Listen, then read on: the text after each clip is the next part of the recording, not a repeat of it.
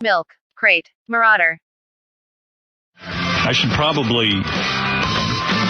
I think George Takei is going to call in at some point because he's... Well, I think he's announcing he wants to get married. Because did you hear about in California now you can get married if you're gay? Ellen DeGeneres even announced that she's getting married. Boy, her audience went berserk. They were very, very excited. Oh, she announced it on the air? Yes, as soon as this whole California thing went down. And this is very exciting, I got to say. Yesterday, if you haven't heard, the California Supreme Court overturned a ban on gay marriage.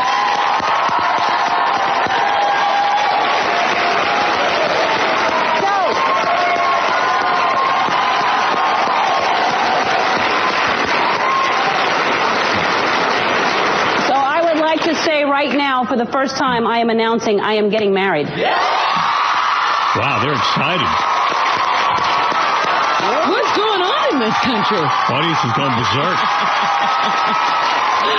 This isn't supposed to be for gay marriage. There's some real liberals.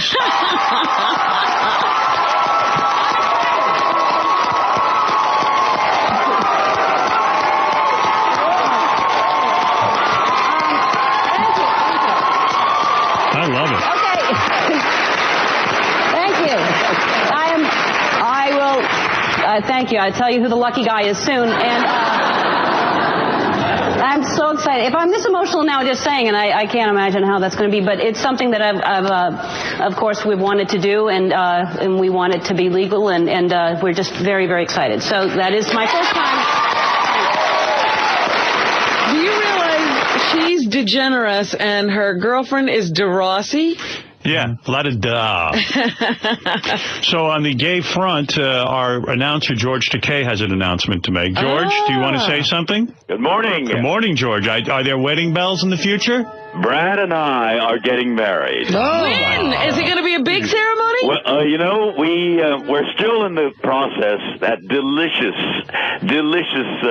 anguish of planning our wedding. I wanted to call you immediately when we could be legal. Yes. But you guys are off on Friday. I forgot about that. Thank God. Hey, describe to me the wedding. I know Richard wants to dance nude at your wedding. He's already expressed He wants to be on the top of the cake, I think. I think so. But what do you see? A big, lavish wedding? Well, we're in the planning process. We still haven't decided whether it's going to be a small, intimate one with family and friends, or whether we want to have a great big one where we embrace everybody. There are places that we're considering. We're thinking of the former St. Bibiana's Catholic Cathedral, which is no longer a cathedral, but a beautiful, restored historic building. Or we're thinking of the Japanese American National Museum, which we helped to build, and it's a gorgeous building with a great hall where we can have a reception as well. Look at you. Oh, I think that would mean so much. Oh, it really would be meaningful. But, this is the dilemma that we've been looking forward to having. Our California State Supreme Court made same-sex marriages legal. Now, do you think it will last? In other words, some people are saying this could even be overturned. Well, as a matter of fact, those opposed to it have been collecting signatures. They've turned in something like 1,100,000 signatures. Well, we better hurry and get this wedding quick. That's right. I thought you'd have had it all planned, That's right. in the event that this can we happen. weren't sure whether the Supreme Court was going to overturn the ban on same-sex marriage, but we were overjoyed when it happened on Thursday morning here, afternoon there, and so. May I suggest a wedding song? Well, we've been thinking of all the songs too, but yes, what's your suggestion? Here we go. One of the songs you made famous. Oh my. I'm dreaming of a white Venus, just like the ones I used to know. Imagine the first dance to this. With a sweet pink glisten, even when it's pissing.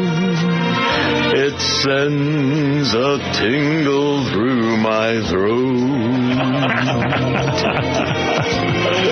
I'm dreaming of a white penis, a curvy blue vein hard delight.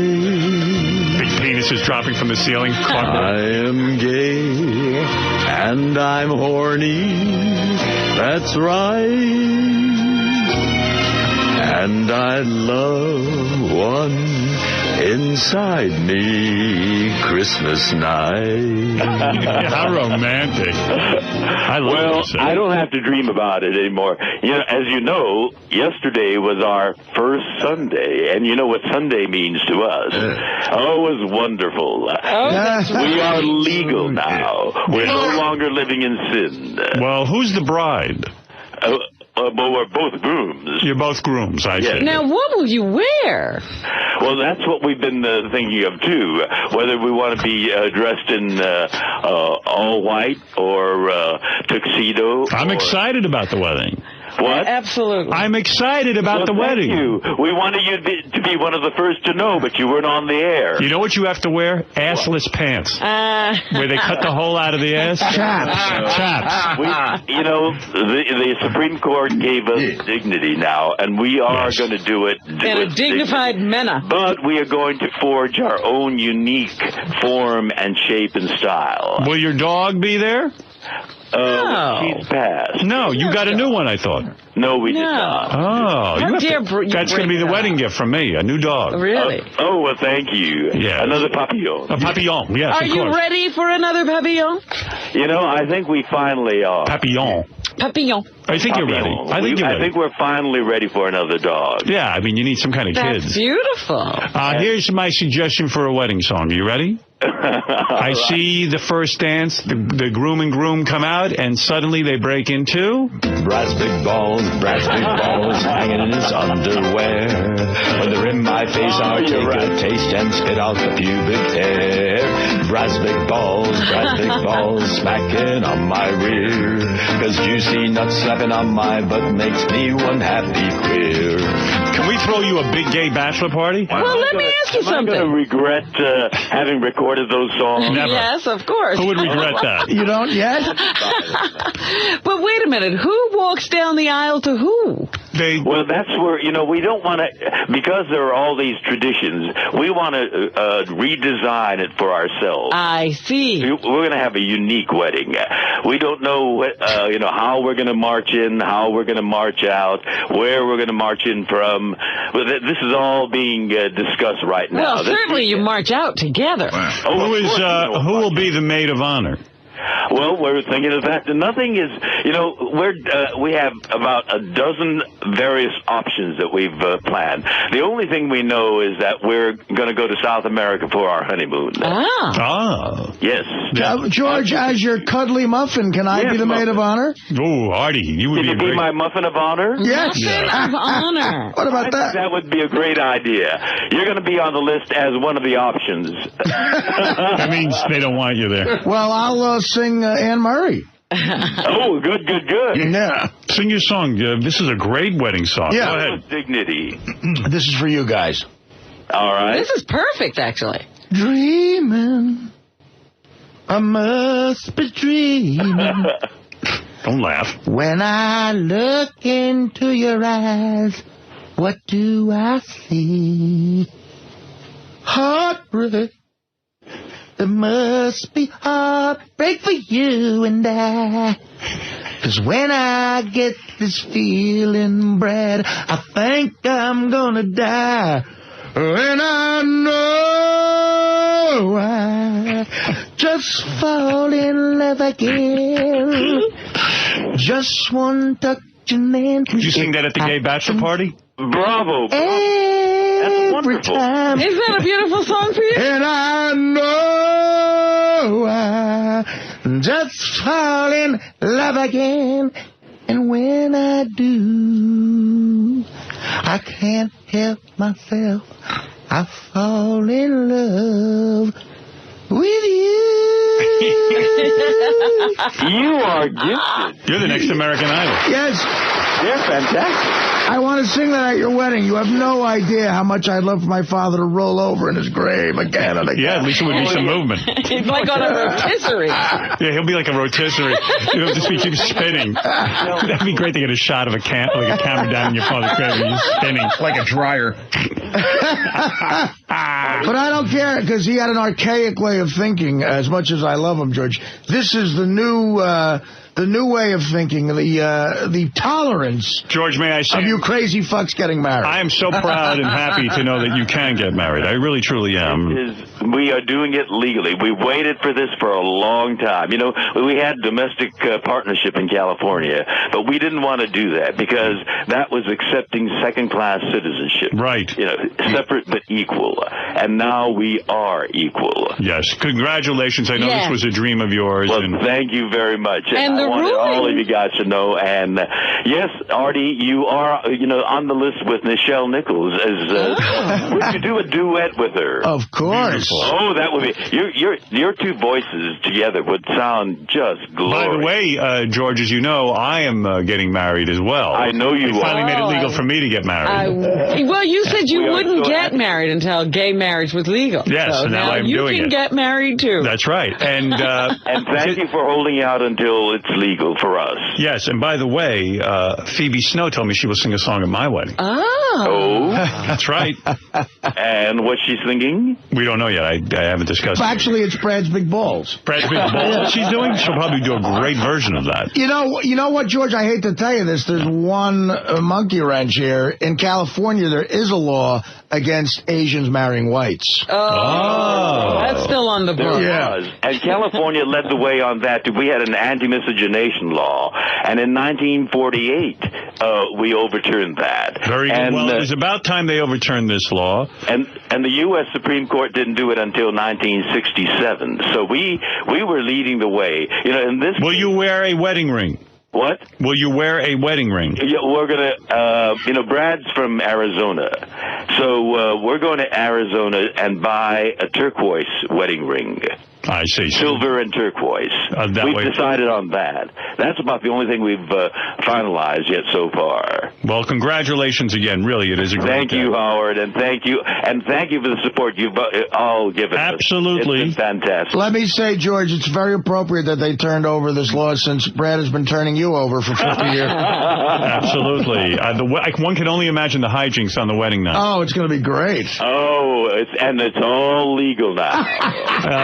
The sucking that will go on. I remember back when I was a little boy, I remember reading in the paper about gay men getting arrested for sucking each other. It was considered illegal. Right. And now to see in my lifetime that sucking another man is legal, well, that's quite an accomplishment. Well, things keep changing.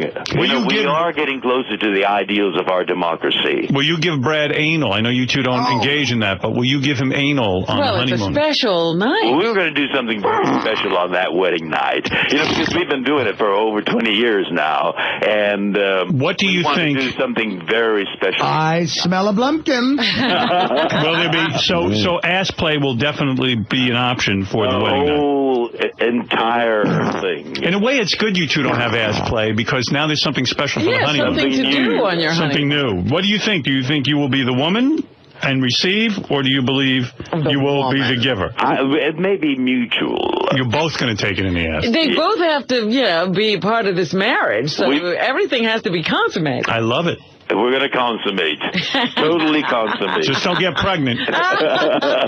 Well, George, we're too old to do that. Congratulations again, honestly. Thank you very much, Howard, and thank you, Artie and Robin and Fred and everybody there. I predict the marriage will last 2 years and then the divorce. Stop it. You think it'll ruin their whole relationship after 20 years? That's it. It could. This is what happens with And I predict George will have a face of bukkake on his wedding night. I do. I believe that. How can you say that when we've lasted 21 years through thick and thin? Let's hope it lasts. Sometimes marriage changes things. Don't ask me why, but it does. Why are you wishing that on Brad and I'm not George? wishing it. I just know what happens. Oh. Yeah, well, you're the experienced man on that. By the way, one of our listeners predicts that this is what the wedding night for George and Brad will sound like. Believe it or not, there's a prediction already. Oh, my. Let's listen in. I want to hear you. Thank you, sir. I want to hear you. Thank you, sir. I want to hear you. Thank you, sir. Thank you, sir. You say, boy? Yes, sir. That's right. Get up here. Get in there. Go on. Get in there. Yeah. There you go. Oh, yeah. Oh, yes, sir. Yeah. Oh, yeah. Oh, man. Oh, yeah. Sweetheart. Oh, yeah. Oh, yeah. Yeah. Oh, yes. Oh, yeah. Oh, well, we've had some of that, too. Well, George, congratulations. Thank you very much. The great George Takei, who announces he is getting married. Yes. Who popped the question? I was planning on doing it, but Brad beat me to it. I bet. Wow. He got on his knee, and I said, what are you doing? It's not Wednesday. George, congratulations. Thanks a lot. Right. Have a good day, y'all. You Bye, too. George. George is really happy, as we all are, for the great George Takei. Well, you know, the way the Supreme Court of California made that ruling was they said you cannot in a democracy deny equal rights to any Human being. participant in that democracy. Yeah. Absolutely. Of course not. So if people are allowed to get married, everybody can get married. All right, good morning, everybody. Welcome to a live, brand new show. I'm trying to figure out which mic George is on. It's been so long, I can't remember. George, what mic? George is here. Hold on, wait. Hold on a second. Say something. Good morning. Good morning. Guess Am I on? Yeah, I couldn't remember Good which. morning. How are you? I couldn't remember. I'm just fine. I couldn't remember which switch worked the microphone for your. And which switch am I? You're number 4. I'm number 4. Number 4. 1, 2, 3, 4. What a great How are voice. you, George? Iconic voice. When's the last time you were here? I think it's been more than 3 months. It's been much too long. And congratulations to you on many, many counts. Certainly on your upcoming wedding and the merger of Sirius and XM. There's another marriage, that's right. And congratulations to you on California allowing gay marriage and the fact that you and Brad are getting married. I already sent you. Did you get our gift yet? No, not yet. Yeah, okay. We've been out of town an awful lot. All right. But yeah, I'm a happy guy to be hitched to the guy I love with loving family and friends surrounding us. How much happier can one get? It almost became like like the biggest thing in your career, even bigger than Star Trek or Heroes. I'm telling you, the way the press covered it, we weren't quite prepared for that. We were just swarmed by that massive media coverage. Well, there's you, there's Ellen DeGeneres. Yes. And last weekend. Yeah, I mean, that's it. Here gay marriage went through, but they needed to put a famous face on it. And you guys were right there. You became the spokesperson. Well, we're doing what we wanted to do, and our Supreme Court finally gave us, well, they said, you guys have been living in sin for 21 years, so it's about time you made it legit. That's right. Might as well make you legal. Are you nervous? When is the wedding? It's the 14th of September. Okay. Next month. Did you get a marriage license yet? Oh, that's when we got that massive media coverage. I see. So we do have a license now. Now, when you get a marriage license, because I've been looking into this, you've got to. Oh, you haven't gotten yours yet? No. Oh, you haven't? No. Oh, even though it's been reported everywhere that I'm married. That's right. I don't know how the fuck that happened. I mean, there must be 5,000 reports I could play you about that I got married this weekend. And I wish everyone would calm down. Who cares if I'm married or not? I'm telling you this. I never saw such interest in a non-thing. Too many media outlets. Yeah. And they That's love what to it get is. it wrong. Yeah. I mean, they had us already married, too. All we did was get the license. Yeah, so you got the license. Did you have, you have to have a birth certificate? Oh, you do? Yeah. A driver's license. We didn't have to have our birth certificate, only our driver's license. That's it? And $70. You have to have a birth certificate? Oh, yeah, you have to have. There's 4 or 5 things you have to have from each column, and you have to match one of the columns. Really? Yeah, Not in California. You have to have a birth certificate, a driver's license. I've got to have my divorce papers. You're I want you to prove that. Yeah. You have to prove your divorce. It's a whole fucking deal. I thought of a couple loopholes, though, for George. You could have, I think, they just specified gays getting married, not 2 men. I think you could have said... No, they said marriage equality. But I think you could have years ago gotten married and just said you guys weren't gay. You just were two guys who wanted to get married. No, you couldn't. What are you talking about? Yeah, you just say, look, we're not gay guys. We just want to get married. So when my question was, when you went down to the, City Hall. Right?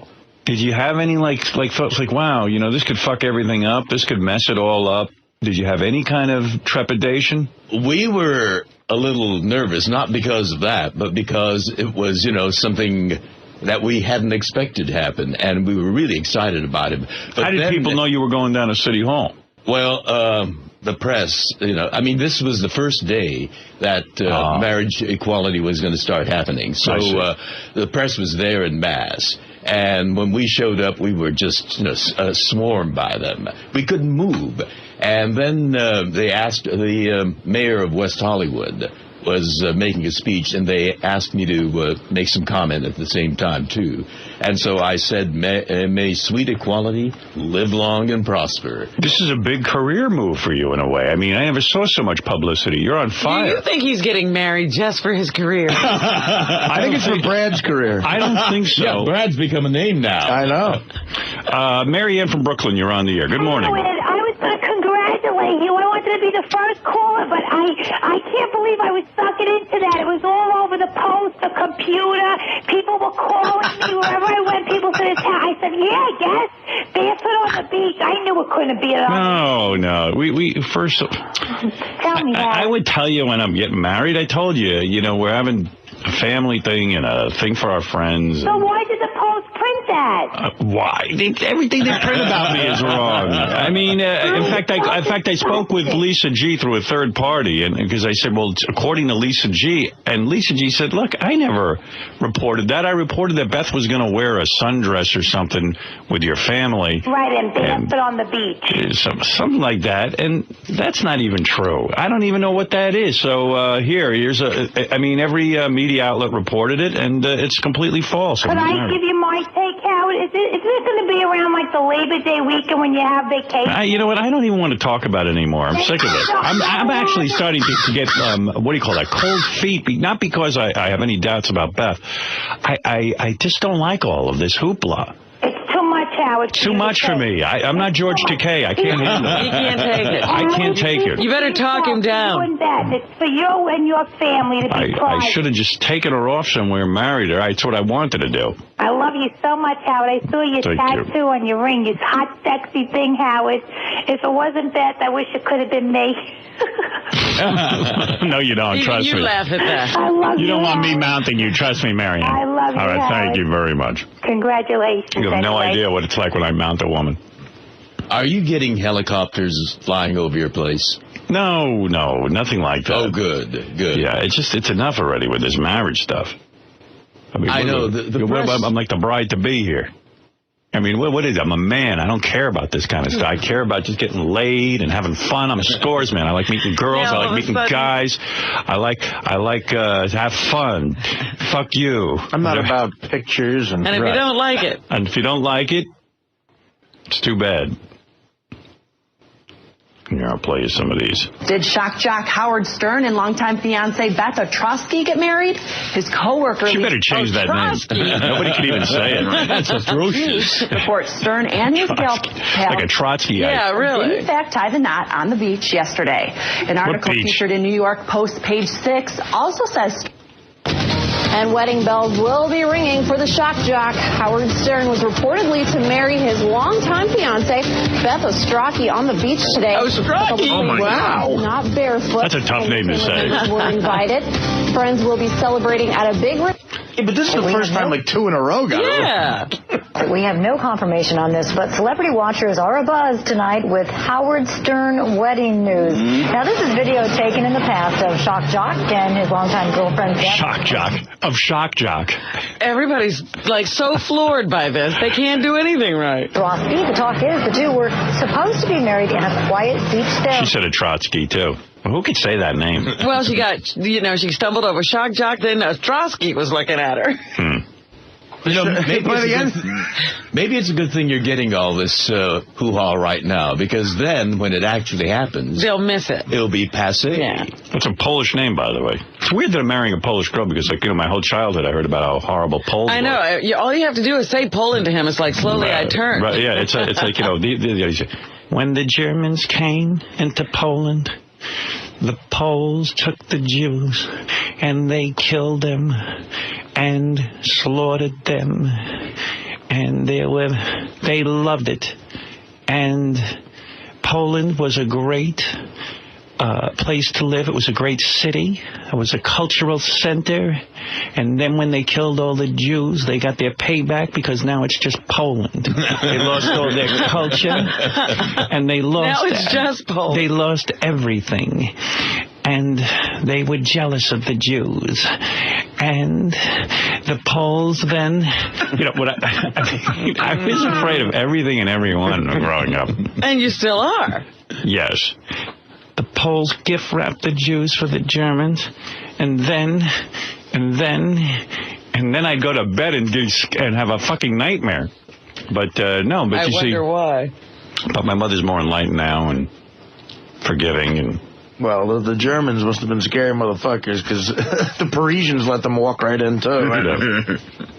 Believe it or not, Howard Stern is entering into the institution of marriage. Industry insiders say Stern was set to marry his longtime fiancée, Beth Ostrowski, on a beach. Ostrowski is rumored to have recently gotten a tattoo of the letter H inked on her arm and may change. It was real weird, too, because Beth took a picture of the H on her arm. Uh-huh. So she said she called Doug Hurwitz, who, you know, runs our website, and she said, you know, I have this picture of the H. I'll send it over to you. He goes, what am I going to do with that? What? Yeah, so she said, well, okay, forget it. But he didn't want to. She thought it might be interesting for fans to see. Of course. Yeah, I don't know. He turned it down? He turned it down. She goes, I can't believe he turned down the H. I said, okay. Doug wasn't thinking that day. I go, he's right on it. What would I do with that? What do I want with that for my personal collection? I don't need that. Will you stop it? Are you out of your mind? So she was like, whoa. Yeah, that's kind of... She goes, I felt kind of dumb. She says, I feel stupid telling him that I had it, but I thought maybe he'd want it. He must have been overburdened at that moment, and it didn't occur to him what he was saying. He was like, I've seen the letter H before. What do I need to see it here for? H is not a new letter. Right.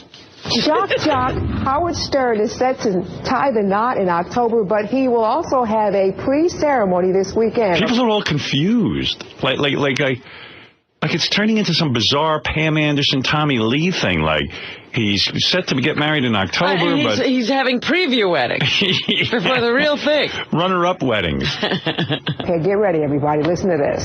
Stern's fiancée, Beth Ostrowski, tells Fox the pair will hold a Type A civil service Saturday in... This girl can barely read. Where is this one Wait from? a minute. What is she talking about? I don't know. A Type A civil service. What does that mean? This is from Birmingham, Alabama. Their reporters, their anchor people can barely talk. Well, it's Birmingham. Who are you going to get to? Right. New York's ritzy summer getaway, the Hamptons. A celebrity is also officiating the vows. Stern says Kelly Ripa's husband, actor Mark Consuelos, became an ordained minister just for the occasion to marry Howard Stern and his wife. That scares me somehow. We'll be right back. Scares her. Her reading scares me. I'm wondering if she went to school. I'm wondering where they even do that telecast. It's all noisy in there. Yeah, who am? It say here. Shock jock Howard Stern is set to tie the knot in October, but he will also have a pre-ceremony. Did shock jock Howard Stern and his longtime fiancée... We're moving on now to Phoenix, where apparently they're a little more professional. I see. Did shock jock Howard Stern and his longtime fiancée get married? Maybe. Maybe not. The New York Post. Who gives a shit? Enough already. How does your life change? Yeah. Oh, I don't know. It's creeping me out. By the end, it's going to be shock jock and Ben Luzinski Right. Getting married. That is really incredible how, like, you know, especially in those smaller markets, like the tattoo is big news. And, Richie getaway. Judge Hurwitz didn't think it was all that big a deal. No, he was like, what am I supposed to, he said to Beth, what am I supposed to do with that? So, you know, it's a funny thing that, you know, you know, I mean, I guess it's a sign that the show is popular and that, I'm in the news. Yeah, that's one nice thing about it. But, you know, I mean, it's embarrassing in a way, all this carrying on, you know what I mean? Well, it's a very public thing, and if it fails, then that's going to be very public, too. Quit predicting that already. I'm not predicting anything. I'm just saying they make a big deal out of something, and then if it doesn't work out, it becomes an even bigger deal. Yeah, but they've been together for years now. So. No. I'm saying anything like that. You know, like if you have a bunch of fanfare over a movie even, and then it comes out and it flops, it makes it even a worse tragedy. Yeah, if we flop, I'm just going to say, look, I'm famous, and this is what famous people do. I'm supposed to get married like 3 or 4 times. I'm only up to my second one. That's right. That was just, you know, my second try. Yeah, I mean, Paul McCartney, I see he's already getting married again. Is he really? They're talking about it. He's found some new chick. Who's he marrying? Well, he's got enough money. There you go. Yeah, but I mean, what does that have to do with it? How many broads is he going to give $60 million to? I hope I'm in that line. No, there'll be a prenup next time, trust me. Yeah, you think Paul learned? Yeah, I think Paul got a good lesson. Wendy Williams, she mentioned me on her TV show, but I'll just play you all the wedding bullshit. This is Wendy Williams, but I don't know what she was saying. She basically wished me well. All right, now moving on. Okay, Howard Stern. I've been on his radio show before. He's nice. I like Howard. Anyway, Howard is marrying Beth, and Mark Consuelos, Kelly Ripa's husband, is doing the ceremony. And I knew that Howard would eventually marry this girl if they stuck around long enough, because what are you supposed to do with $500 million, you know, other than pay, you know, alimony and a little child support and buy yourself a couple of trinkets and, you know, houses. You know, he's got, like, great property from what I read in the tabs. But it's supposed to be this weekend, right? This weekend, out in the Hamptons. And Consuelos is officiating a little something. And so congratulations. And the next thing, Howard, is the baby. I'm almost certain that a woman that young is not going to marry you and not have any babies. Yeah, well, that'll be the reason for my divorce. I mean, you know, so congratulations, Howard. Beth, I've never met you, but congratulations. It was nice, but you need to bring that up. Got enough to read. Trying to make it My interesting. husband, Kevin, suggested that we crash the wedding. Well, that's not a good idea. Don't do that. Don't do that because we'll throw you out. Yeah, we're going to sing a wacky song? Yeah. She could take Sal's place. But anyway, that'd be the only reason my marriage would fail. Beth and I had a heart-to-heart about that yet again. Really? Yeah, I mean, I just think I'm a crotchety old dude. I don't want any more kids. What brings up these heart-to-hearts? Me. He does. Yeah, I go, bringing it up. I said, are you sure you want to go ahead with this? I really don't want kids. And she goes, yeah, I don't want kids either. I go, okay, I'm just checking in. I don't want to be a shit. But you're sure that's completely out of your paranoia? She's not giving you signs that she might want a kid, so you feel you have to bring that up? Well, we were watching the Olympics, and she said, hey, let's adopt a little Chinese baby. Oh, what? And then I said, little Chinese baby. And I said, hell no. Unless she's really good on the parallel bars. Right. I don't see any upside. Really know how to flip around. Beth loves Chinese babies. Real? Yeah. Well, they get big, though. No, she just loves... Can't you bind the Chinese baby so it stays a baby? Well, once in a while she'll say, let's get a Chinese baby, you know, and I go, look. I said, We're not getting any kind of baby. I said, if I was going to have a baby, I'd have my own baby. I don't need a Chinese baby. So Mia Farrow said the same thing. Look how that turned out. Right. But I'm saying, listen, I'm up front. I just checked in one more time and said, look, you sure you want to be with a geezer who doesn't want any kids? She said? She goes, I don't want kids either. Except Chinese kids. She was fucking around, I think. I don't know. No, that's better to be honest up front early on. We've been up front the whole time, man. This is different. I'm telling you. I'm being up front. Well, Brad asked me whether, You guys thinking of having kids? No. Not, there was a time. George, if you get pregnant, it'll ruin your body. Adopting, yeah. But it's you too wouldn't late gotta- in my you life. wouldn't You won't carry have the your child. own. You will not carry your own. I will not carry my You get the Chinese kid. Chinese girl kid, yeah. Right. No, I don't think so, because You're not adopted kid. You're too old. Jimmy Doohan, at 80 years old, fathered a child. That's ridiculous. And I think it's so How long unfair did he to the live child. after that? 5 years. Wow. He never even knew the kid kid was, without a father, 5 years old. And I don't think that's not really fair to the kid. I agree. I mean, you and Brad have a great lifestyle. Yeah, we really enjoy our life as it is, and we have our surrogate children and my grandniece and grandnephew. I mean, they live only 5 minutes away, and we love them to death. Poor Brad. I saw him on the newscast when you guys were getting the marriage license. He looked like a deer in the headlights. He did not like being on camera. He looked like he was frozen. He gets very nervous very easily, and the cameras and the photographers and the crowd really shook him up. Was it a romantic night, the night that you went and got the marriage license? I mean, here you'd been on TV. The two of you had been interviewed. Was there sex involved the night that you got your marriage license? The night before was wonderful. It was, because he was excited and you were excited. Exactly. But the night the night after we got the license. So you guys were so worked up. Completely frozen. You guys were so worked up. Really? You blew each other. And then went down to City Hall. That's right. Right. That's right. We were energetic. We were just full of vitality. Oh, wonderful. Let's go down and get the license. It was a happy occasion. Why not celebrate? Getting the license. Now, in a situation like that, do you switch off positions? I mean, Of course. Like, who gets it? Or... You don't have to be gross. Come on. That's very We're all personal. you've heard of You brought it up.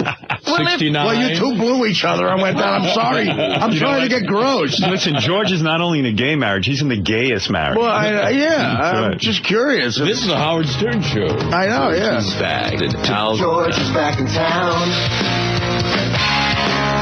George is back in town. George is back in town. George is back in town. George is back. All right, George, thank you. And I am happy. Yes, you are. It's a great time. A summer of weddings. So you made love to Brad the night before you got your marriage license. And was it on a night you typically don't make love? Because I know you have set nights. That's, well, Sunday. Right. Sunday's actually it's the morning. Sunday morning. Is always. Always. No matter what. When you should be in church, you're fucking a guy. Well, I am in church. Sunday morning always, right? Sunday morning always. Right. Sunday. Sunday. And then this was not a Sunday, was it? No, it was I think it was a Monday. Monday. So so Sunday you had your normal sex. Right. And then Sunday night we did. And Sunday night you did because of Monday. Monday. Oh, so it was a double header. And Monday night, nothing happened. We were really were exhausted. Well, I could have gone. So you wanted to do a Monday night is when you watch football. So why would you? Brad was all frozen up. He was so, he was a nervous wreck. Really? Yeah. I understand that. Is Because he first getting of all, cold feet? We're talking to George. No, Maybe because there was Brad is getting cold feet. because there's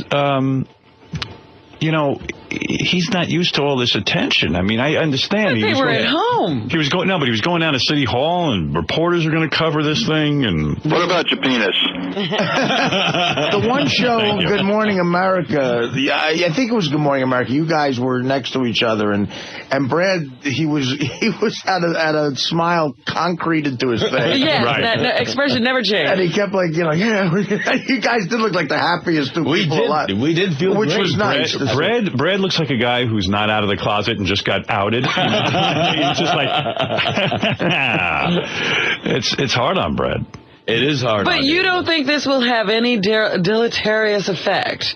Deleterious? It's going to be a joyful thing. You don't see it changing at all when you say those vows and now you're committed to each other? Well, we've never gone there before, so we don't know what's going to happen. But I know for me, it's going to be wonderful, you know, because we're going to have our family and friends. How many people are you inviting to the wedding? Well, we're getting married in the Democracy Forum of the Japanese American National Museum, and the capacity is 200. Right. And, you know, we have a long, long list of dear friends.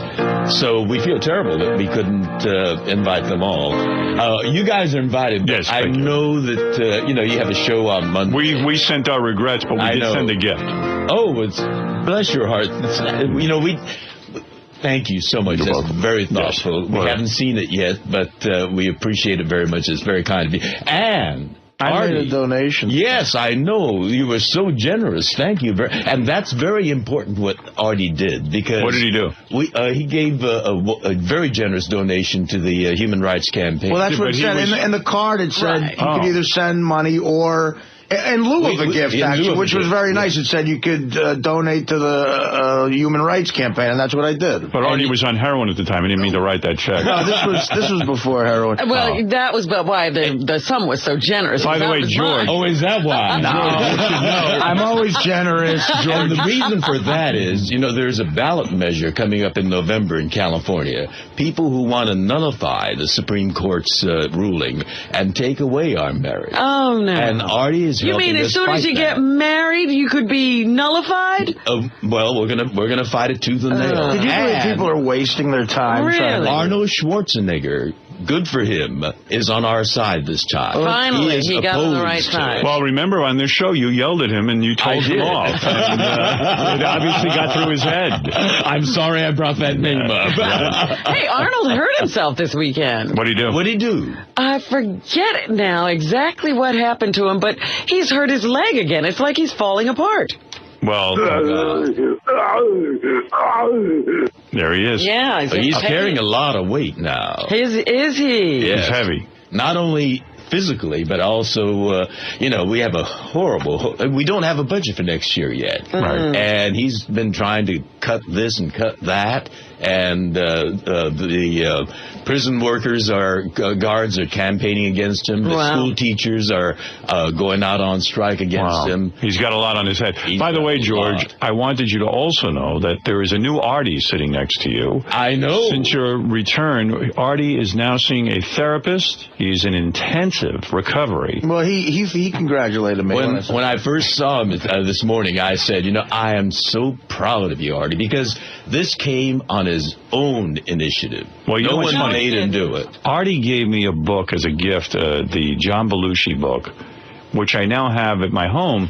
And I always keep it on my desk, and I pick it up from time to time, and I start reading it. And I said, you know, it's a good thing Artie got help, because you were really getting into the Belushi craziness kind of thing. Well, the bigger one, the bigger book that I gave you. The big book you gave me. Yeah, that's got the most fascinating. The last 30 pages of that sort of goes over the last 2 months of his life. His fall into darkness. So chaotic. Yes. And insanely. But a lot of it reminded me. Drugs happen. That's what he was doing coke a lot. But a lot of it reminded me of you. Right. And now, but there's one happy ending here, because Artie is now with a therapist. Are you saying that John Belushi never did what Artie is doing? That's right. That's right. Well, there's no evidence that he ever tried to get, and well, that book claims that Dan Aykroyd was going to fly out and put handcuffs on him and take him away. Everybody, it was just, they knew he was in trouble. Right. You know, but what a great talent. It reminded me of how he put the Blues Brothers together. Oh, Belushi. yeah. Belushi was crazed about the blues and loved it, and used to carry around all these cassette tapes. Also makes you realize this was before iPods and CDs. He had cassettes. Right. And he was mailing cassettes to people. He was obsessed with the blues, and then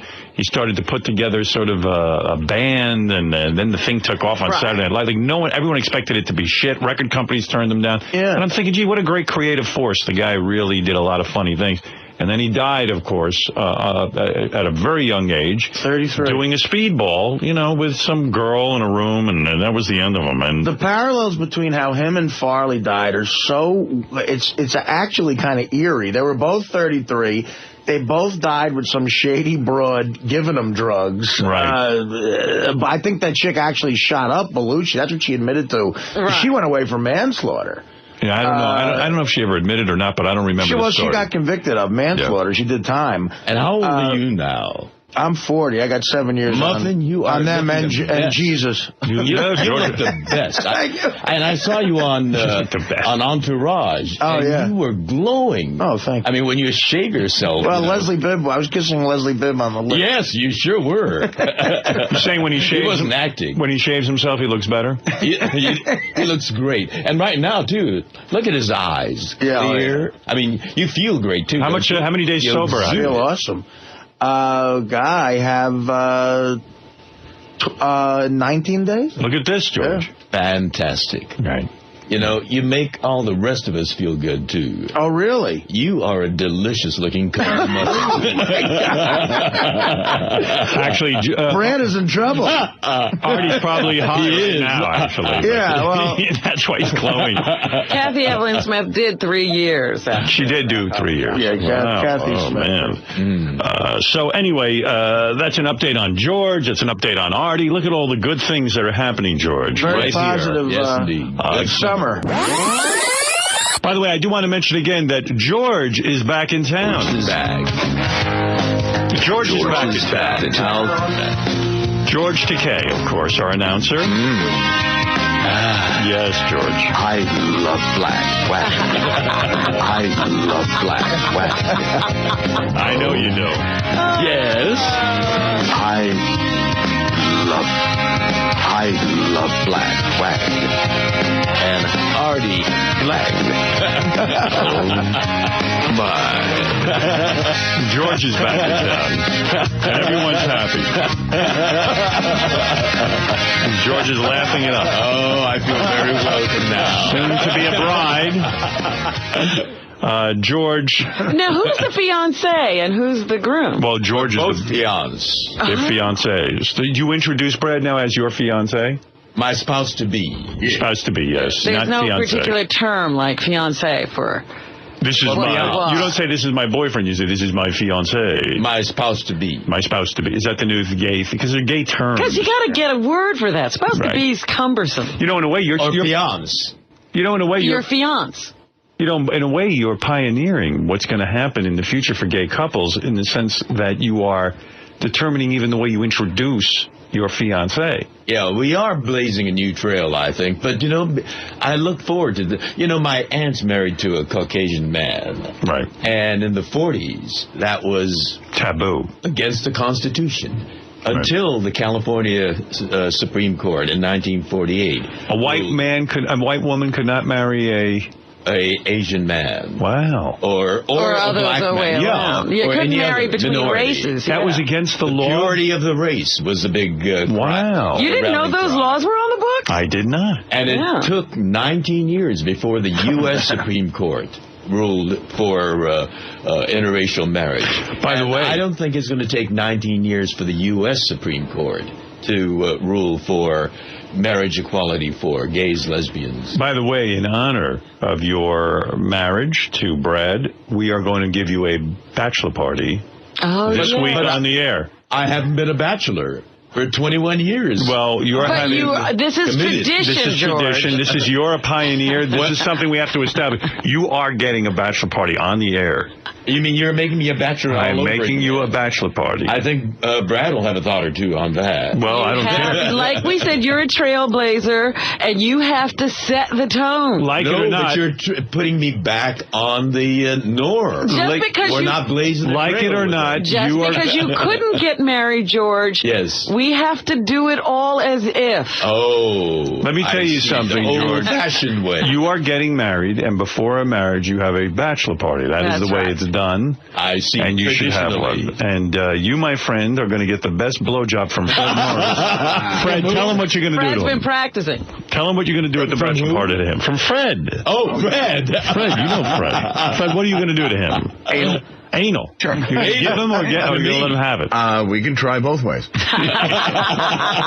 call Fred, I had no idea. We call him Giving Head Fred. I do a thing called the propeller spin. Fred is going to give you a naked lap dance. Exactly. Right. No, actually, we have a lot of events Actually, it'll be a foot race if you can catch me. Actually, we have a lot of gay events planned for George's bachelor party. So this is what the tradition is. Well, we're starting. You're not letting me blaze a trail, Robin. Some of the things we'll be doing, I'm going to see if I can do this from memory because we planned it last week. You're going to have songs, married. Everybody will sing, right? Everyone is singing. Oh, I get to sit back and listen and enjoy. Yeah, you're the bachelor. All right. Then you're going to have, we think we're getting in here. I don't know if it's been arranged yet. Which one? The guy with the 14-inch cock. He's coming. He's coming. Really? He's coming. He's coming. Yes. Oh, yes. It'll be perfect for the gay bachelor party. During it, we should might as well get the Mike Walker game out of the way. Oh. There you go. What is a lap dance on my muffin isn't... Oh, no, we're not doing lap dances. He's going to show you it. We got the guy with the 14-inch cock. I love you, George. And George, you'll be able to help us judge the prettiest penis contest. Oh, right. George, there's going to be a pretty penis contest. When is this? Because I feel a cold coming on. So this is Good, tradition, clean is fun. it? Yes. You'll be able to watch. Also, I believe Sal and Richard are going to hide things in their ass. Nice. Yes, you're going to play Guess What's in My Ass. Oh, I hope Brad isn't listening. Oh, this is your bachelor. But it's not your ass, it's their ass. You have to guess what's in their ass. What's in their ass. Right. I don't understand. A little new twister with Richard and Sal. Never heard anyone. Richard and Sal are going to be naked. You don't have to be George, but they agreed to play. I don't have to touch Sal's penis. Well, we don't know how the game is being played. Right. And then the last thing was, and I haven't spoken to you about this, Howard, I couldn't pull it off live, but on the phone, maybe I'm going to have the cowboy from the Village People is going to sing YMCA to you. Right. Oh, that's fantastic. Yeah. That'd be wonderful. Why couldn't you have him here? He's on the road right now. Oh, we got to get him in. Very busy. He's on the road. I mean, it's on the road again. So anyway, George, that is your gay bachelor party. Nice. Isn't tradition wonderful? This is what tradition is, isn't it? So we're going to have that for you. It should be jam-packed with lots of hot guys and big cock. Oh. All right. Wow, I do feel that flu is coming back. What day are we doing? You got a tickle in your I think I got a guy. This is going to knock Artie right off the wagon. I suspect it's going to be... Oh, I'm sorry. It's going to be something like this. doesn't happen. Hello, Gary. It's hot. Yeah. Look, I'm having... I'm sick. As much as Howard, did you realize this is a Monday And that Artie's I'm here, here. and Artie's here? Yeah. Well, this I forgot you were coming in. But that's what therapy does to you. Yeah, Gary, listen, it's Artie. As much as I'd love to judge the prettiest penis contest. This is what you get for coming in on Mondays. When is that? Well, George is going to... We're not telling you. George is going to judge it. George is going to judge it. Yeah, you don't have to judge Well, I have high Sal and standards, you know. Sal and Richard have agreed to play Nude Twister. Right. It's unfucking believable. Well, I've seen both. They of probably them. suggested it. Oh, my God. They love it. God. I'm sure they did.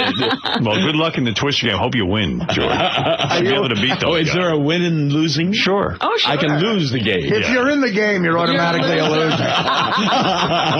George, what qualities will you look for in the prettiest penis contest? Prettiest penis. Yeah. Well, volume. Right. Proportion. Balance. Right. All the aesthetics. What about veins? Veins. Do you like veins or Does it not? fit my ass? You do. Not too much. Circumcised? Not too Overly much and not veiny. too little. But, muscles. And you want to see a little bit of Some definition. Absolutely. Do you want it shaved or unshaved? Unshaved would be nice, although some shaved would be nice too. It all depends, you know. I'm being very diplomatic. Are there going to be a circumcised division and an uncircumcised Would you division? prefer circumcised, or when you judge a penis, do you find the uncircumcised ones prettier or the circumcised ones prettier? Well, Brad finds uncircumcised more, attractive. Really? But with me, it all depends on the penis itself. Well, so you have no preference. What a diplomat. No, it depends on, again, as I said, the proportion. Are you the circumcised? volume. No. You are not. I'm not. So sometimes when you're judging, will you ask, let's say the uncircumcised man comes in here, will you ask him to pull back his glands so that you can... I might, yes. You might. Oh, my. Yes. Lord. Wow. Artie, are you ready for this? I am boldly going where I've never gone before. Well, for those guys listening, I know there's How many people we got in this contest? Never been to a traditional bachelor party, so this is what it's like. Yes, a lot of hijinks, a lot of gay hijinks will be going on here in the studio. Well, I hope you enjoy your bachelor party. Well, thank you for this gift. Sounds like it's going to be fun. Yeah, sounds like they'll be vomiting. Oh, no. Artie, you can take it. You're a man. Absolutely. All right, we're going to take a break. We'll be back with our announcer and so many other things. But first, we have to take this small break, and we'll be back right after this. All right. What else? Okay. So as long as we have George here, George was on the wrap-up show yesterday, where he talked about his wedding in full detail. And I learned Who planned this wedding? George Brad. Yeah. I'm just. Yeah. Did one of you take more of a? It was interest? a collaborative thing. I see. So here you go. Here is George. A couple of quick clips, because I know you missed it, Robin, and you should hear this. And Artie, I know you want every little detail. Here we go. This is just a couple of clips. Well, before the wedding starts, there's a wonderful, beautiful singer who's going to start out singing "Climb Every Mountain." And then when we come in, we're going to be marching down to One Singular Sensation from the chorus line. Oh my God! This is a gay wedding. We love musical comedy. One singular sensation. Every little step we take. Every little ass you bang. George, are you going to be high stepping into this wedding? Oh no! We're just going to be marching. Brad doesn't do that. But I could see the Nazi goose step. I could see you kicking one leg out as you like. In other words, you kick the leg out. I could be tempted to do that. One singular sensation. Every little step you take. You love it. That's a real gay wedding. We're show people. We love show musicals. And we have a bagpipe. Why climb every mountain? Robin asked a good question. There has been a struggle to get to this point. Oh, but George, forget that. This is all about romance. Yes, and the romance will be there. Brad's cock is a mountain. Sensation. It's a metaphor here. Brad's cock is a mountain, and George is the Edmund Hillary of... That's a Ponderosa pine. All right, let's hear more details, because this was rather interesting, as John Hine and Gary Delabate get something out of George that we could not. We have one still cameraman, and we've agreed to give an exclusive to People magazine. So if I'm not out of line asking, are you paid for the exclusives? No. So you should tell your publicist to get paid for the exclusive, and then you can donate the money, because you can get paid for those. And never thought of that. And then donate it to charity. In other words, somebody might be willing, In Style magazine is a perfect example. They do all these weddings. They might be looking for How much would they pay? They could be up to $100,000 sometimes. $100. $100,000. 100,000. Yeah. I told George, naive, innocent me. I told George if he's getting $100, maybe you ought to pass. It's a little insulting. Yeah, don't take 100. Hello, OK Magazine. I have a deal with People, but I want to give you the exclusive for the right amount of money. We'll give you $100. Okay, thank you. I didn't even know they paid that much. I don't mean to be greedy, but how about $125? Yeah, all right, we'll pay. Let's start the bidding. Oh, tonight you can see me win $106,000, which I gave to charity, on Wanna Bet on ABC, 9 p.m. Are you supposed to give away the ending? Yeah, why watch? Oh, well, that's true. We already know the outcome. You win $106,000? $106,000. And I was competing with Sherry Shepherd, and well, I can see why you'd beat her. She thinks the world is flat. Right. What is the show?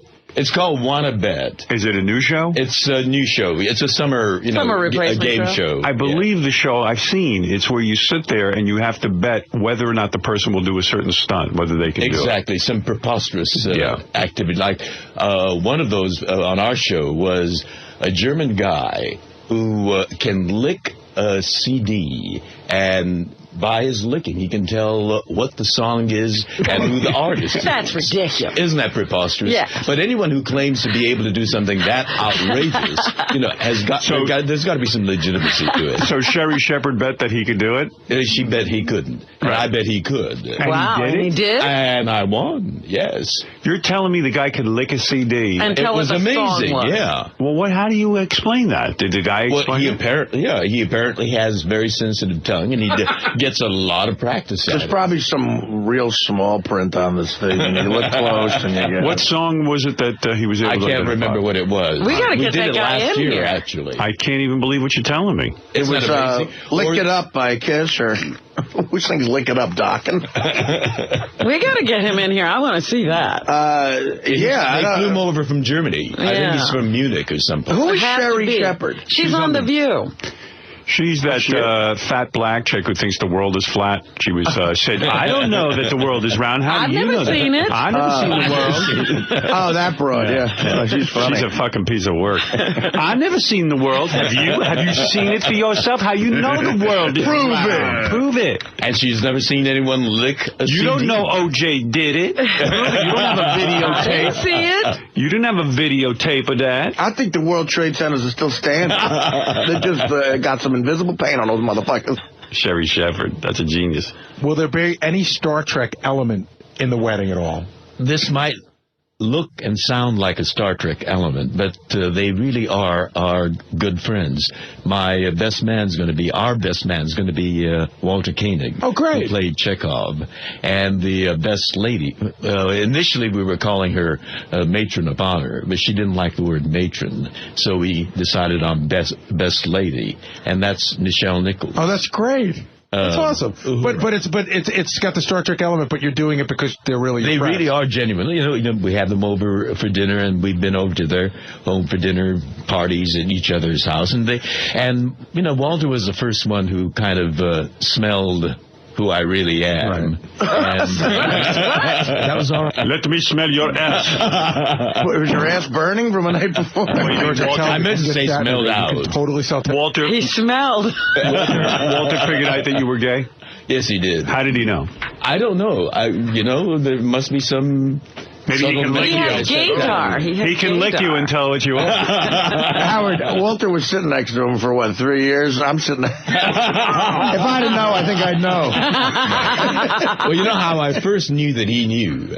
We were standing at the copier, and, in the morning when you get into makeup and you report to the set, you hang out at the copier. Right. And we were talking to each other, and he started making these gestures for me to turn around and look, And so I turned around, and behind me was an extra, young extra, a gorgeous-looking young hunk, wearing the tight Star Trek uniform. And then that's when I knew that Walter... That he knew. He was trying to help you get laid. Right. He was pointing out something you might like. He was your wingman. He was my wingman. That's a weird way to tell you, he's though. my best man. Right. But that's a weird way for you to find out. How did you react to that? Did you say, hey, thanks? Why would you show me a young man? I want pussy.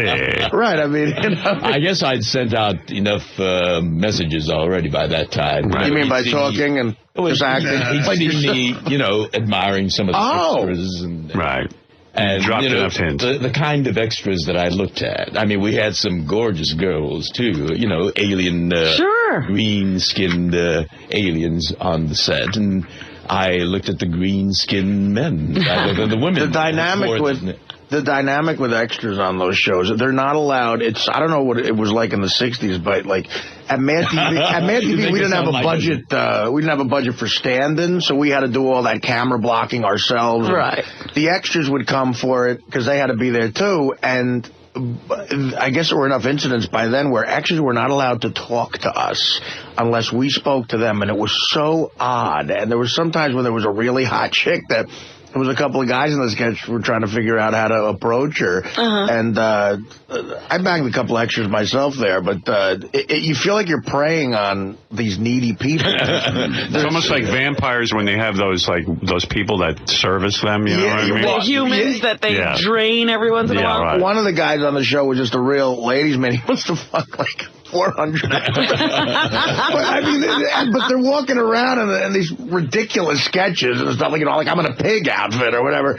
And they got their ticket to getting laid when you're in one of those special outfits. Definitely, because they know, like, you're a regular. And the show was so not a hit, we had to explain, like, look, we're a regular. Have you ever seen the show? Like, no.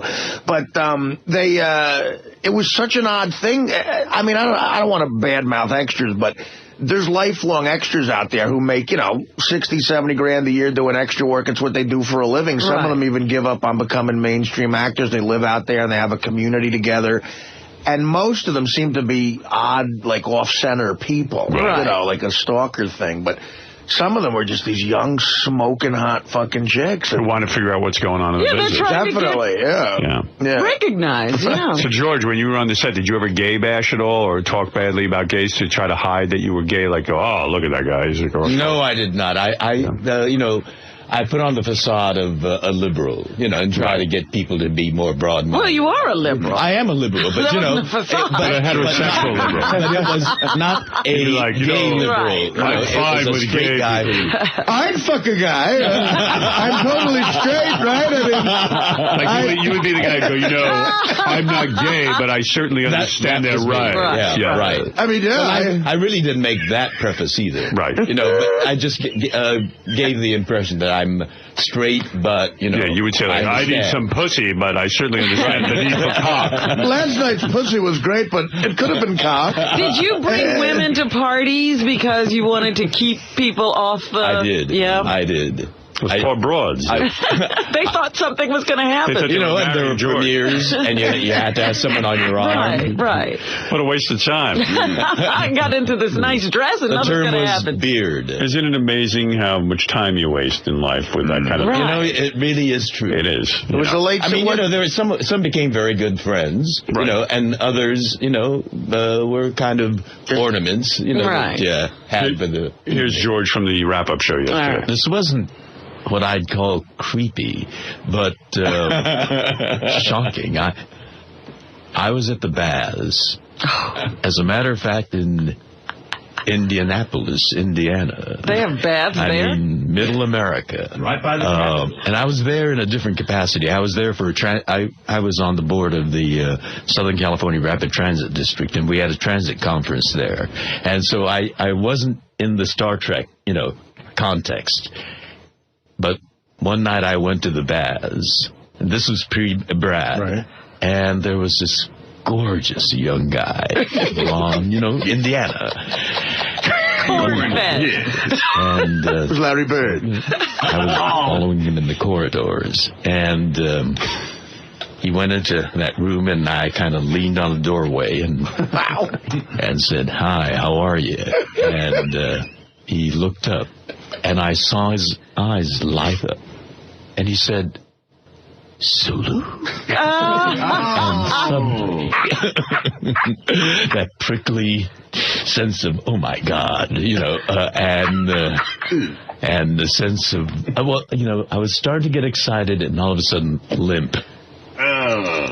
Wow. Can I say, George, is the best guest we've ever had? Is it real a turnoff when they go Sulu? Because you don't expect, you expect you're anonymous. Right. And suddenly they recognize you. The whole thing was the mystery and excitement of anonymity. Is that your phaser, or are you just happy to see me?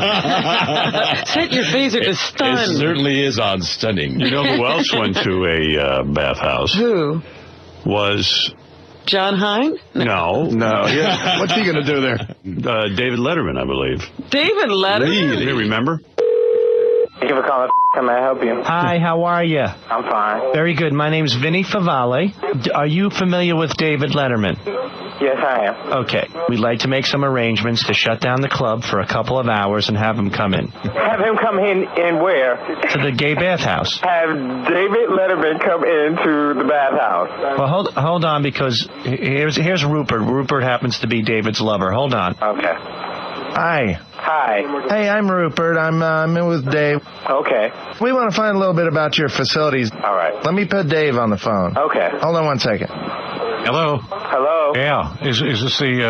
Have I got the bathhouse? Yes.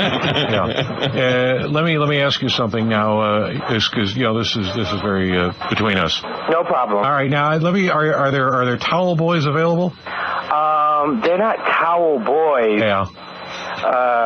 But there are guys in here, customers who come in here who wear towels. And what's your nationality? My nationality? Yeah. I'm African American. Oh, black. Yes. I love it. So you're pretty well hung, right? Yeah, I'm pretty well hung. I have a lot of money, and I know you black people like a lot of money. Well, I would assume any nationality. What do you say we get together? Your penis and my money. We've got internships coming up pretty soon. But I'm sure you can find. Stop laughing, you homo. Are you a top or a bottom, sir? I'm a verse. Oh, fantastic. So your log is brown and you want to get it browner, right? Yeah, of course. Yeah. Well, that's good. Well, I think we could do that. So you guys come in? You ever get a little mud on the helmet? Unfortunately, but don't like it. Are you a big fan of Paul Schaefer's? Yeah, sure. He's a great musician. You could taste his ass on my cock. I pay him in cock, and he sucks a big dick. How can I help you? Because I have other customers right now. Can I fuck you in the ass, sir? No. We'll make it a stupid human trick. Are you guys coming down here? I'll give you my top 10 inches. What would that be? Hey, are you there? Homo. Hello, Homo. Punchpacker. Yoo-hoo. Oh, there he is. I told you. Terrible. That's terrible. By the way, George did admit that he has a type of man that he's interested in. Oh, my goodness. Really? Listen to this. This is not the most diplomatic, but there are certain types that are my type. And Howard's a wonderful guy. He's got a great mind. He's got a great personality. He's a tremendous interviewer, and I have enormous admiration and respect for him. But given this nature of my description of him, I think you get an idea of he's not quite my type. I know for some people, the quality of the personality overcomes the looks, but not in this case. You need the physical attraction as well. Well, Brad was a fantastic human animal when I first met him. When you see him now, we're all, on that treadmill, and he's no longer the lean, muscled racehorse that he was. Would you like to hear that?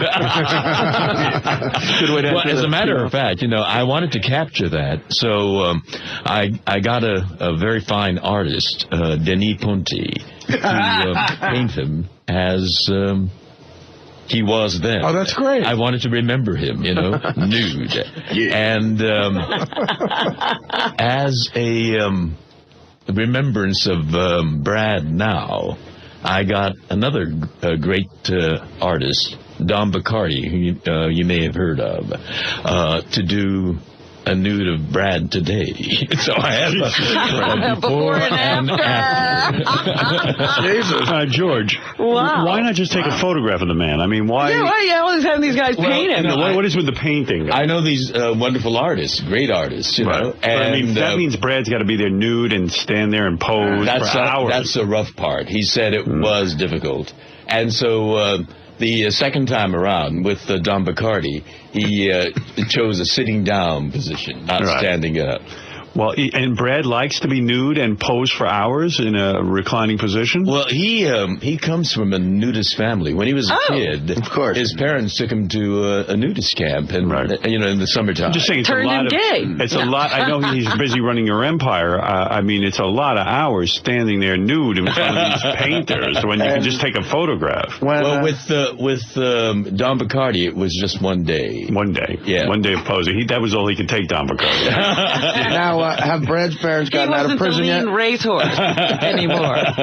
Well, all right. Oh, I'd love to see these before and afters. No, Where are these paintings? Where can we see the paintings? It's in the bedroom. Oh, both of them.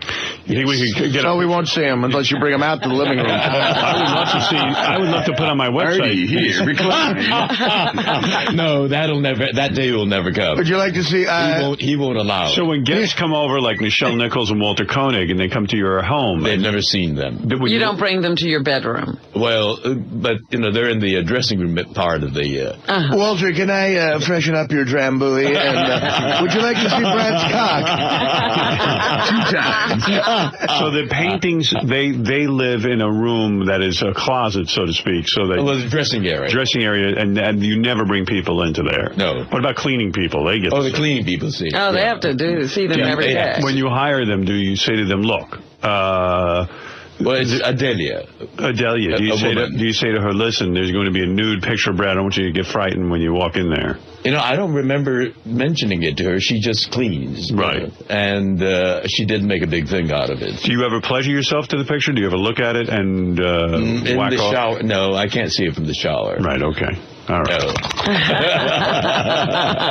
All right. You're a good interviewer, Howard. Nichelle, have you seen Brad's painting? And, well, anyway, there's a couple of moments from the wrap-up show that I thought I'd share with you. Indianapolis, you don't think, I've been there. It's you don't right think across there's the gay street. bathhouses. Yeah, really? You know where the Capitol is? Yeah. It's right on that street. I was right there. Shit. Isn't that something? You missed it. When you hire it's very discreet. When you hire a painter to do a nude of your man, does he ever make the penis bigger, like slightly bigger, to just sort of be complimentary? Well, as a matter of fact, Brad, I shouldn't be talking on the air like this. Come on, George, it's just us. Oh, it's just us, yes. The audience knows every fucked up part about the rest of the room. No, but well, Brad told me that, he's older now, and he was sitting down. So, he wasn't the way he wanted me to see him. Right. However, Don Bacardi did use his artistry. His imagination. I'm sure Don has some, memories of cocks from other paintings. Oh, but Don was able to draw in a slightly longer schlong. And a bit more volume. Yeah, because I think what you're saying is when Brad was sitting down now, the penis would invert. Right. And you'd see like a little turtle head. An acorn. Could he make the penis black as well for the a few young extra dollars? one is him standing. So Brad's point was he looked acorn-like, as Fred said. And, he wanted to be sweet. Well, I wasn't there. I didn't see it. So, right. That's what he told me. Oh, why? See, it's nice of him to share. I wouldn't tell you that. I'd say, yes, wow, he captured length beautifully. No, we have an honest relationship, and he tells me everything. And in the first painting, was Brad erect or was he flaccid? He was flaccid, but, very well hung. Fully on display. Are the artists now, you don't have to answer this, obviously, but are these artists gay themselves, or? Well, Don Bacardi was Christopher Isherwood's lover. So that means he's gay. Just a guy, right? Yeah, you can't figure this out. Who's Christopher Isherwood? He wrote I'm a Camera. And that became a cabaret. How did I not know? In musical theater. All right, so this guy, so if let me ask you something gaydar-wise. If someone on our staff wanted to take a nude picture of a young boy, and was do you think it's odd that a heterosexual guy could do that, or do you think he might have some gay tendencies? No, artistry is an art. An artist is an artist. Artistry is. Well, this guy's not an artist. No, matter of fact, he just wants to take pictures of a young guy. Yeah. Oh well, no, that's not art. No. Is Brad the only lover you've had painted, or have you done this with other men? No, just Brad. Just Brad. All right, so there's no whole gallery. No, there's no gallery. There's no rogue and gallery. Brad wouldn't allow it either. Let's say I want a nude of Beth, okay? I want to paint it. How much money does that cost? Well, it depends on the artist. Right, of course. Denis was, at that time, a young, upcoming artist. Yeah. Don is an established... So how much for an established artist to paint someone nude? In the tens of thousands. Wow. Well, that's not cheap. Howard, you got a guy to pay you for that. What are you kidding me? What year was the Don Bacardi done? A few months ago. Oh, you're kidding. Last month, as a matter of fact. Wow. Wow. Very recently. As we have to go over and see these. Really? Oh, no, you're not going to see it. Let's see. That may be the cause of divorce. I made a wrong turn and I'm in the dressing room. Now, what does Brad do? Does he shave down for these paintings? I mean, how do his balls look? Are they all hairy when he gets painted? Natural. Natural, so you even see hair and things. You can indeed. Oh, now shut up. Don won't do it any other way. A little Well, he did, use a little artistry. Oh, right. Gary says I should play the last clip from the wrap-up show. All right. George is going to play Guess What's in My Ass, where Richard and Sal put things in their butt, and you ask questions. It's almost like, is it bigger than a bread box? You ask questions, and you have to guess what's in their ass. And do I have to touch? No. When we talked about it, we took into account, Brad's feelings. So there's nothing going on here. I didn't get you a lap dance, but I do have a guy with, maybe the biggest penis I've ever seen live. Frighteningly scary. Actually, I'd like to touch. He might let you. He's a huge fan. The funny thing is, he's not a fan of ours, but he's a huge fan of yours. Oh, really? Yeah, he actually doesn't like us. A really hung guy. Yeah. Oh, my. That's going to be some bachelor party. Oh, you'd really like to touch. Right. I love black wag. I love black wag. Oh, yes. I love black wag. And Arnie Black. Oh, thank you. So anyway, I don't even know that I finished the clip of the last one of George talking about me, but he is not attracted to me. Physically. Yeah, that was pretty clear. Your mind is very attractive. It's a shame it's not in another body, is what he said. I'll tell you, gay men are not attracted to me. Why is that? I mean, none of them. I think I'm as good looking as Brad. I do. I mean, come on. You're a young, lean racehorse. That's right. And I'm in better shape than Brad. Show him your abs. See if you can turn him on. It's all right. At the bachelor party, I'll be wearing a belly shirt. By the way. I don't know if you know. Oh, really? Oh, No. Yes, I'm wearing a short shirt. Oh, my. I may change my opinion. So when I dance, my shirt will ride up. Right. And you'll be able to see my muscular abs. Who on the staff is your type? Yeah, we did we find that out? I'll tell you who his type is, because I've caught him looking him over. I know he likes Will. Oh, right. Young Will? Yes, that's his type. And I think he even likes Gary a little bit, Delabate. Do you like Gary?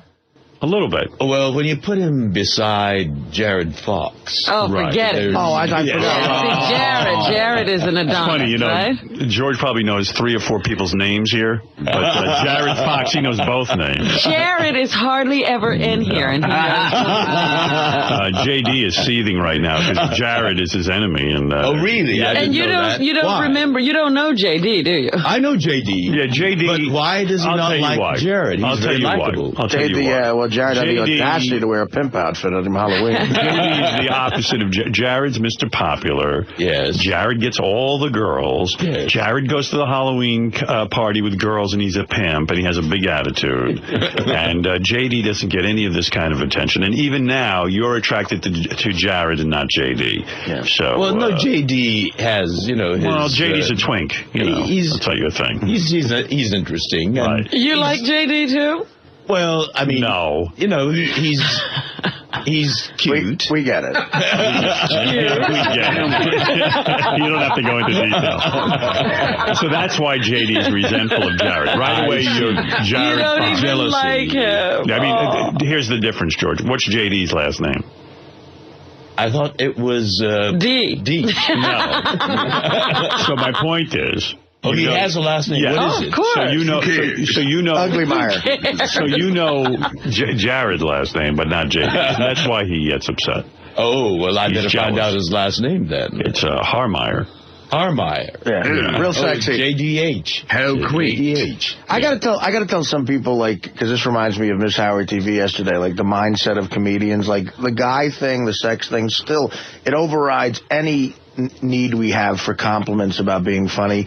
Like that chick yesterday saying she's not attracted to me sexually, but she thinks I'm funny. Like, after she said she's not attracted to me sexually, I don't hear anything else she's saying. Right. Like, I would rather her go, you're probably the worst comedian I've ever heard. But I'm attracted to you. Horribly unfunny. When you try to make a joke, it's embarrassing. But God, I want to fuck you. Like, that's what we want. George, it's your day. As you know, you are gay. You are getting married. You don't have a bachelor party. We decided to give you one as a special treat. Much appreciated. I asked, what is the guy's name? But no one gave it to me. It's written on the schedule, Howard. Oh, it's on the schedule.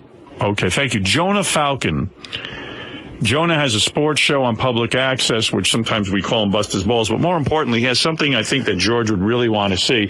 Jonah's not a huge fan of ours, but he's a big fan of George's. Loves Star Trek, big Star Trek guy. And Jonah is coming in right now for your gay bachelor party. What's his sports show, Talking Yankees? Is that the one? Talking Yankees. Jonah has a Oh, public... my God. There's Jonah right there. He's wearing a... Jonah, I know you're not a huge fan of our show, but you're a fan of George Takei. Is that correct? Oh, who isn't? Well, thank you very much. Don't call me tiny. That's a line from Star Trek 3. What are you wearing there, Jonah? Well, I couldn't find the appropriate bike shirt, so I'm just wearing a bathing suit with a underwear underneath because I have to do that or else it's just going to flop out. You've been on the show before. You have 14 inches. Is that right? correct? Yeah. Roughly 9 when soft. It's 8 to 9. So. When's the last time? I know you're not gay, but you're not gay. Well, that doesn't. No, what's it called? I'm listed as being bi. Are you bi? You're bi. Good yeah, for you. but Where's he I listed? don't. I didn't know you know, there was a listing. I've never taken it. So You've got a banquet table in front of you, right? When is the last time you enjoyed sex with man or woman with that 14 inches? This past weekend. Oh, no kidding. With a guy or a girl? Girl. A girl? Yeah. No kidding. And when but it's someone I've known for a long time. So when you whip out the 14-incher, the girls have got to go wild, right? Not always. Yeah, I wonder how they take it. You know, I think the fact that, since I was 28, I've been, just advertising all over the places because I figure I'd rather have the rejection before rather than after, like, before it's too late. Right. So Have you been rejected? People seen it and left? Well, yeah, of course. I mean, no. They just, no. No way. No. All right, George, here is your treat. Jonah, if you don't mind, would you show George your 14-incher? Well, it's soft right now, so. Well, it's still 14, is it? How big is it soft? Thank God. How big is it soft? Oh, my goodness. It's, oh, my Lord. 8.5 soft. I think I'm a little nervous. What are you doing right now? You're stretching it out a little bit? No. It's just the nervous habit twirled around like that, like baton. Oh, there's enough there, I must say. Did you see it? Without using a ruler, I go from the middle of my palm to the crook of my elbow. Really? And the Are we going to see, or is that it? No, I can't get it hard on command. Jonah, you don't have to have it hard. Jonah, if you could just, for George, the simplest thing is if you could just, I don't want to exploit you, but you could just drop your pants so George could see it that way. George needs to see it in the bachelor party. You know what? And do you get pleasure throughout the whole 14 inches, or is it? No, actually, it's more of the head. More of the head. Jonah, when you were a little boy, was it evident that you had a big penis, or did when I was 10, I was 8 inches. I was measured at 8 inches. Who measured you? A group of older boys. I didn't know anything about it. Right. Is this natural, or is it because natural? I've seen guys who vacuum pump. I've seen guys have surgery. No, I don't want to. Mother Nature blessed you. Yeah, basically. Right. Did you get to see it at all, George? I did. You did see it. Yeah, but I didn't. You want to cop a feel if you want entire 14 inches. You want to touch it? You can. He says. You can cop a feel. I can touch it. Oh yeah. Oh really? Because Brad did not want to listen. He's not listening. Now you could have fun at your bachelor party. There's no record of this, George. No, there's no record. I mean, I touched Sal's, and he's tiny compared to what I just got. Do you want to go touch it? You do? Okay. Go ahead over and touch it. Go ahead. I want to be touched by George Takei. All right, George is going to touch it. Actually, George, I was actually present at the 2006 Gay Games. Oh, were you? Yes. I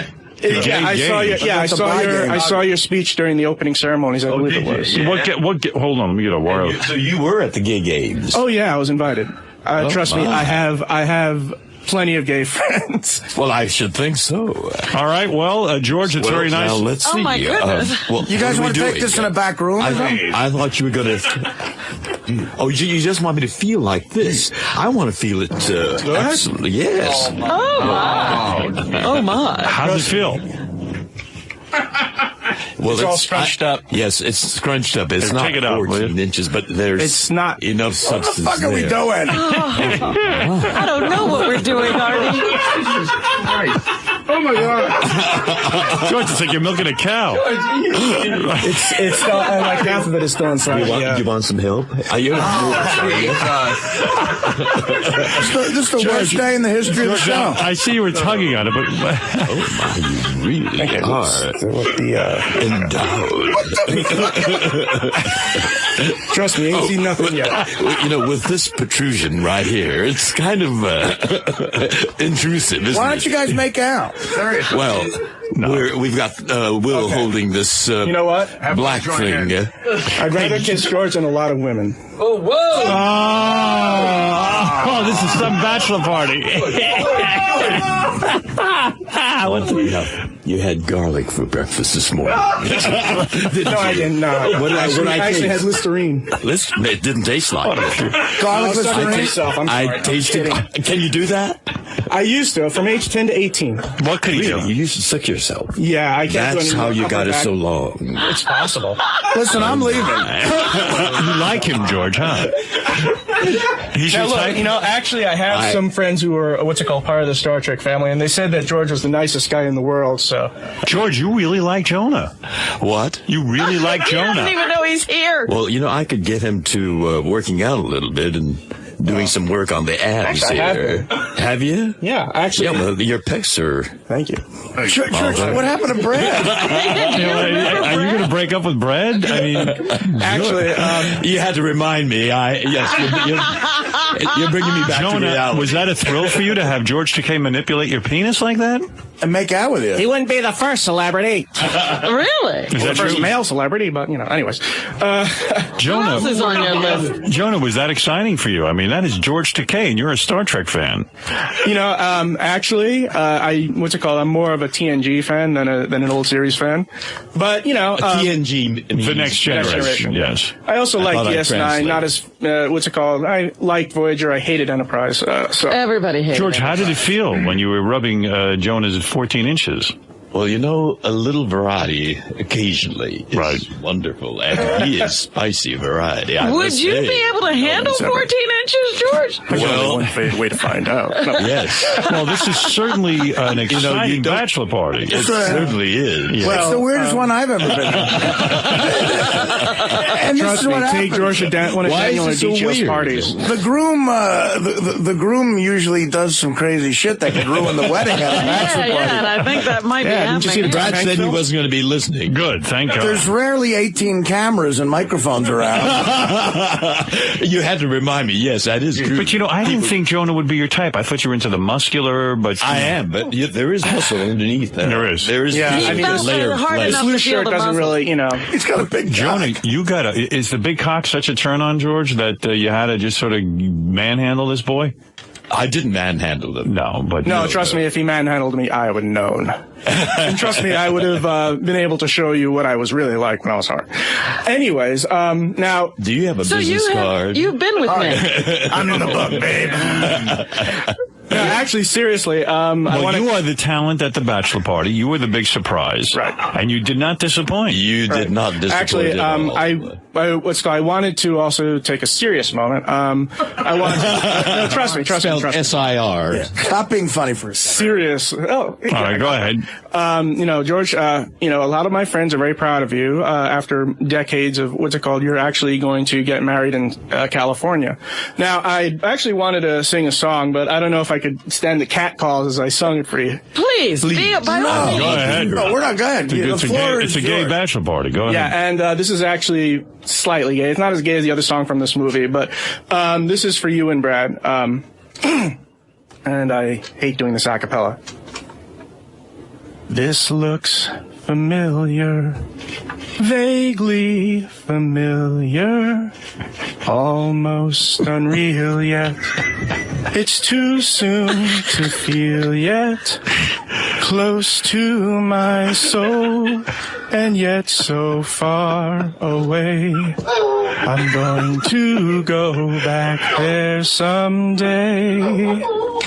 Bravo. Artie, wait a second. Wait. Artie's vomiting. Artie, you Artie? I you can't see him okay? anymore. Artie, wait. Get it. Let me continue, okay? Artie, are you... I know, it's Artie's crying. Artie.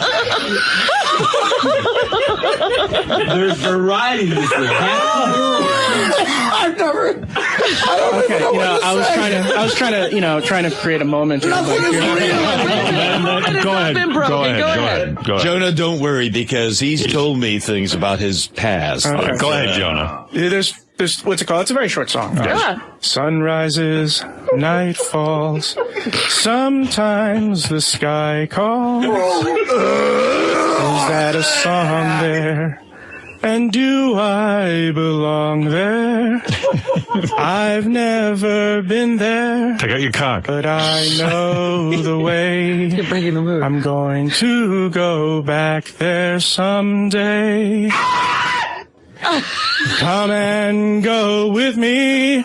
It's more fun to share. You look like the guy who shot John We'll Lennon. both be completely at home in midair. We're flying, not walking, on featherless wings. Isn't that We nice? can hold on to love with invisible strings. Well, that is very... There's Sorry. Every Muppet fan wants to kill you right now. Go ahead. There's not a word yet for old friends who've just met. Wish your dad was here already. Part heaven, part space. No, you don't. But have I found my place? You can just visit, Take out your cock. but I plan to stay. I'm going to go back there someday.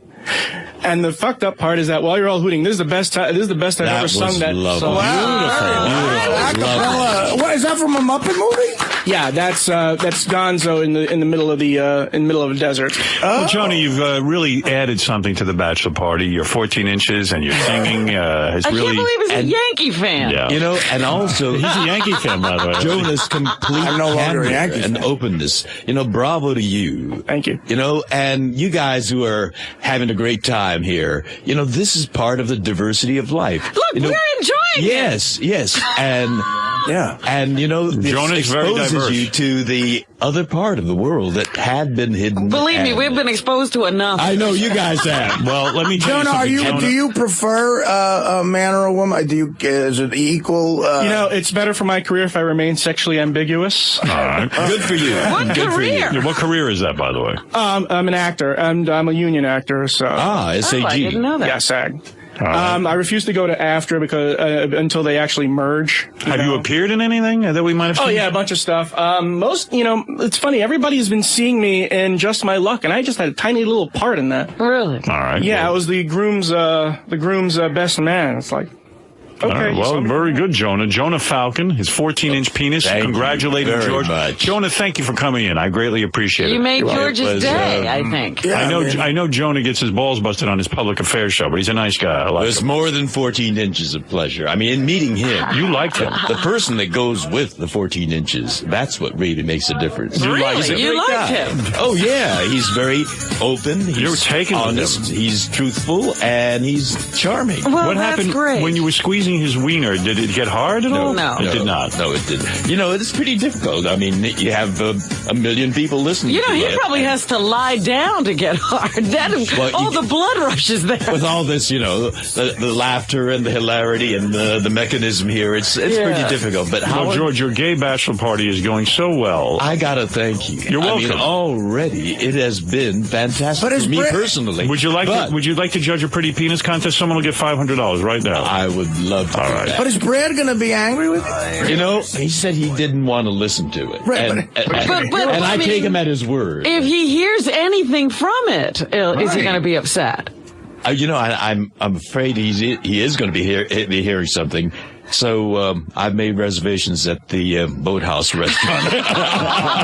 Oh, it's going to be a nice night out for Brad. Okay. Oh, you are in love with Brad. I know that. I love him. I love him. You love Brad. You know, but yeah, a little spice is nice. A little fun. We're just having fun. That's all. Yeah, you're still going to go home to Brad. And I think he had garlic for breakfast. Yes, yes. He moved in to kiss you. Was he putting his tongue down your throat? Of course. He tasted everything. Oh, no, I had the angle. There was a French kiss. Wow. Boy, you were quite taken with that. There was garlic there, too. Right. It was tasty. I love garlic. Oh, good. I like chili. I like, I like all the spices. I can't believe you made out with the best man from Just My Luck. The Muppets. I almost threw up.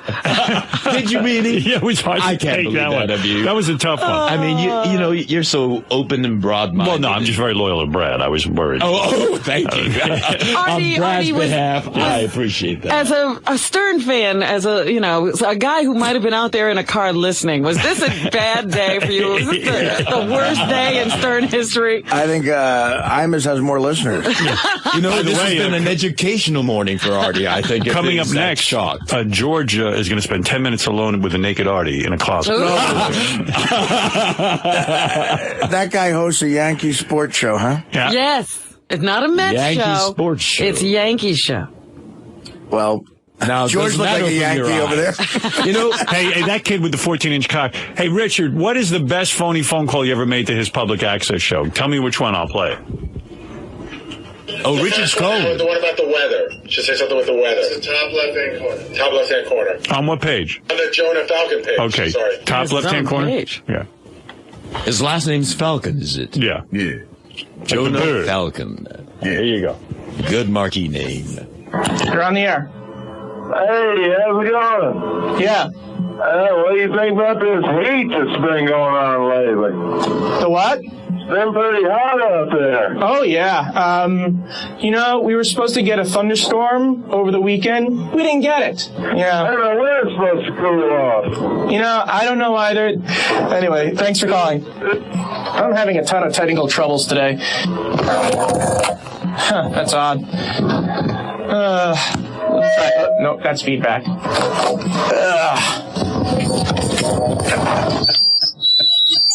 God, no, that's not going to work either. Oh, well. Crying out loud. Well, okay, we have a kind. You're on the air. Hey, how's it going? Okay, what do you want to talk about now? Hot enough out there for you? When's it going to cool down? This is not the Weather Channel. Let's see if I get some real calls. You're on the air. Hey, how are you, man? I'm fine.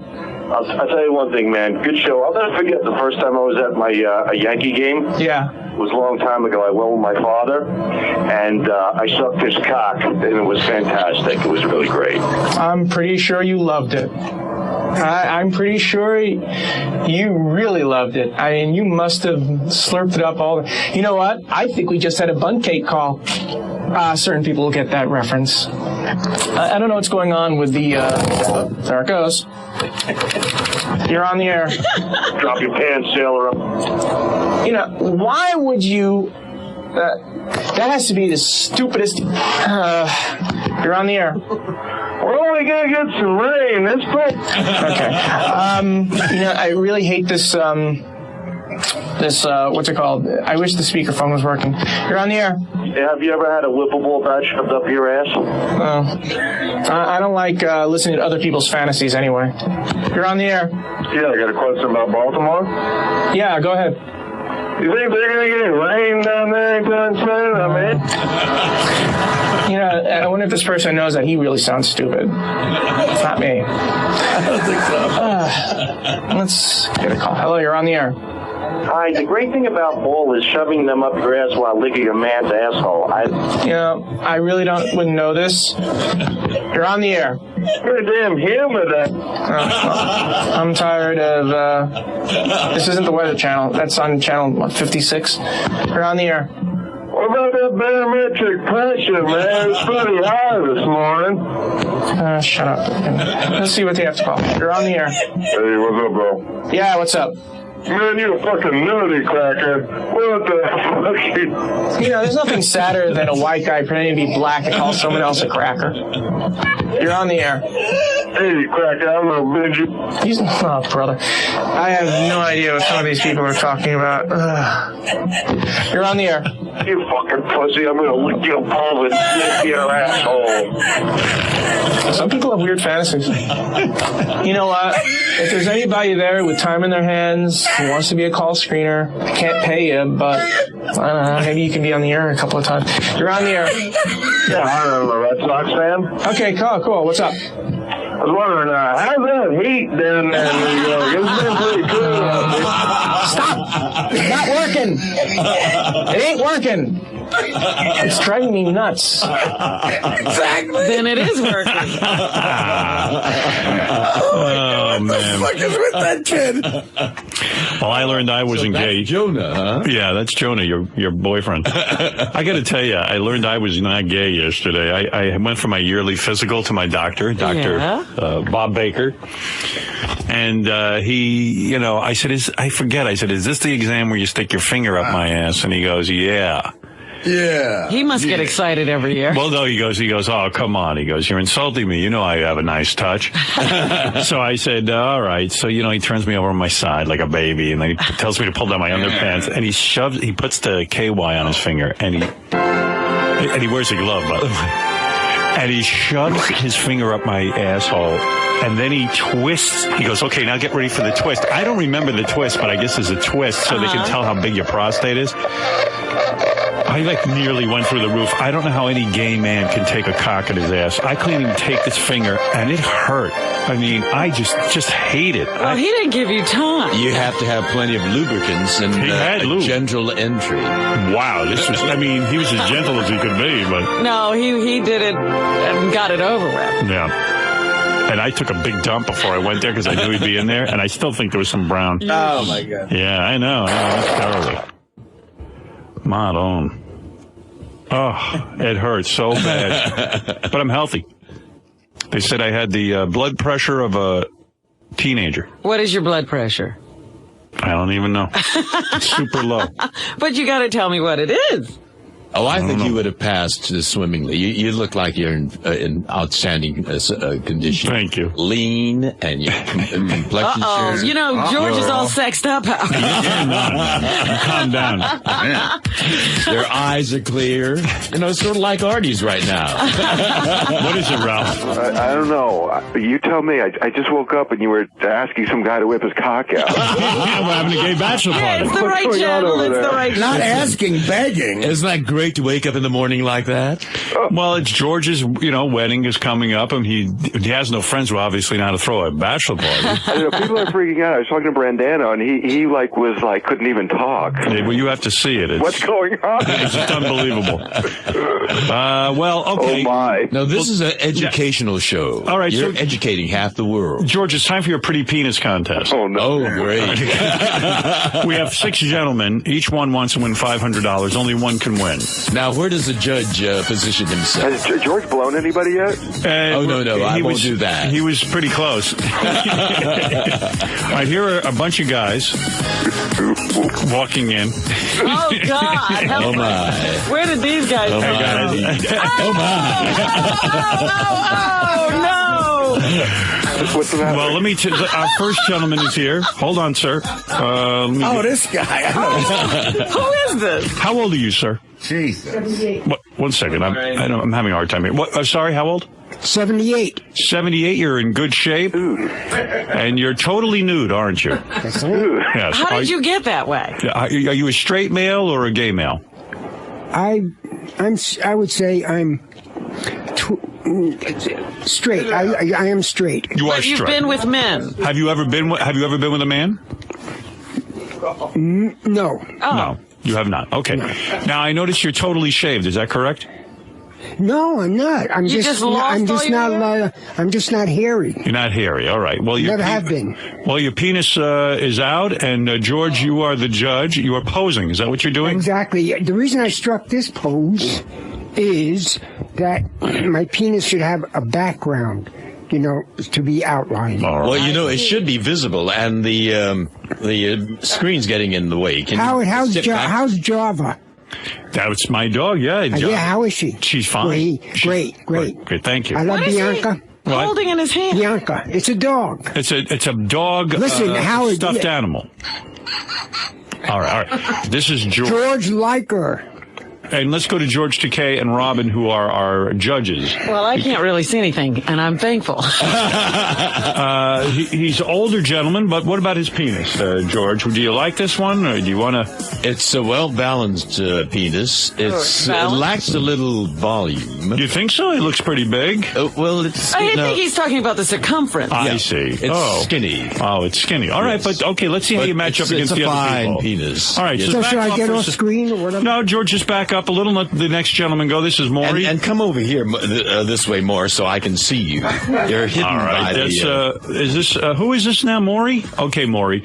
Maury, hi. How's it going, Howard? All right, now are you... Where did we get this Can you collection? move to your right? A little bit more to your right? Yeah. Maury, you want to be the prettiest penis, I guess. That's a great title. Are you a gay man or a straight man?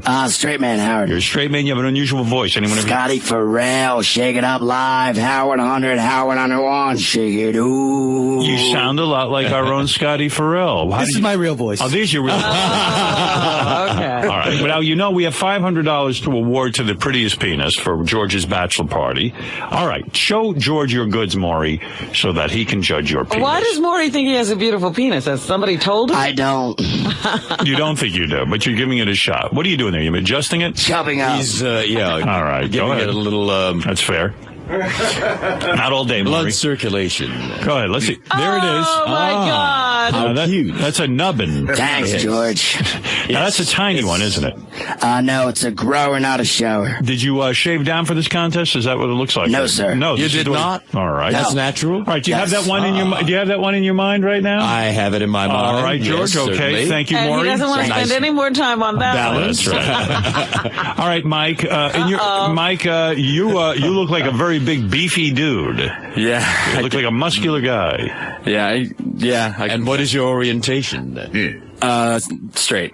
Straight. Yes. Are you a bodybuilder of sorts? No, I just always worked out through college, and then now I just sort of maintain it with push-ups and pull-ups, that kind of thing. Do girls tell you have a pretty penis?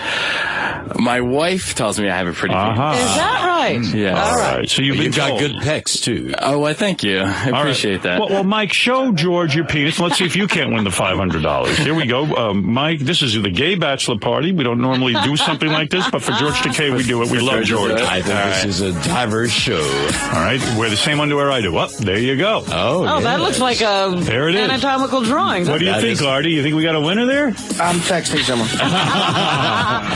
All right. There it is. There it is. And it's well balanced. It's okay? You're hooked. All right, from there. Artie's writing a resume. Getting the heck out of here. All right, let's meet this next gentleman who is sucking his thumb. Who is this? This is Go-Go Boy. Hi, Go-Go Boy. Now move to your right so I can see you. Go-Go Boy. Okay, hi. Hello. I'm sorry, I didn't have your microphone on. Apologies. Go-Go Boy, you're a gay man? No, trisexual. Trisexual. Try anything. You'll do it with anyone you get your hands on. And your shirt says Toilet Boys. Yes. What is Toilet Boys? Toilet Boys is my friend's band. Okay. Yes. Are they a gay band? Yeah, they'll try anything also, absolutely. All right. And you've been told you have a pretty penis? Absolutely. Well, thank you for contributing, all of you, because this is George's big, bachelor party, and this is fun for him. All right, pull down your pants and let's take a look at your penis there, Go-Go Boy.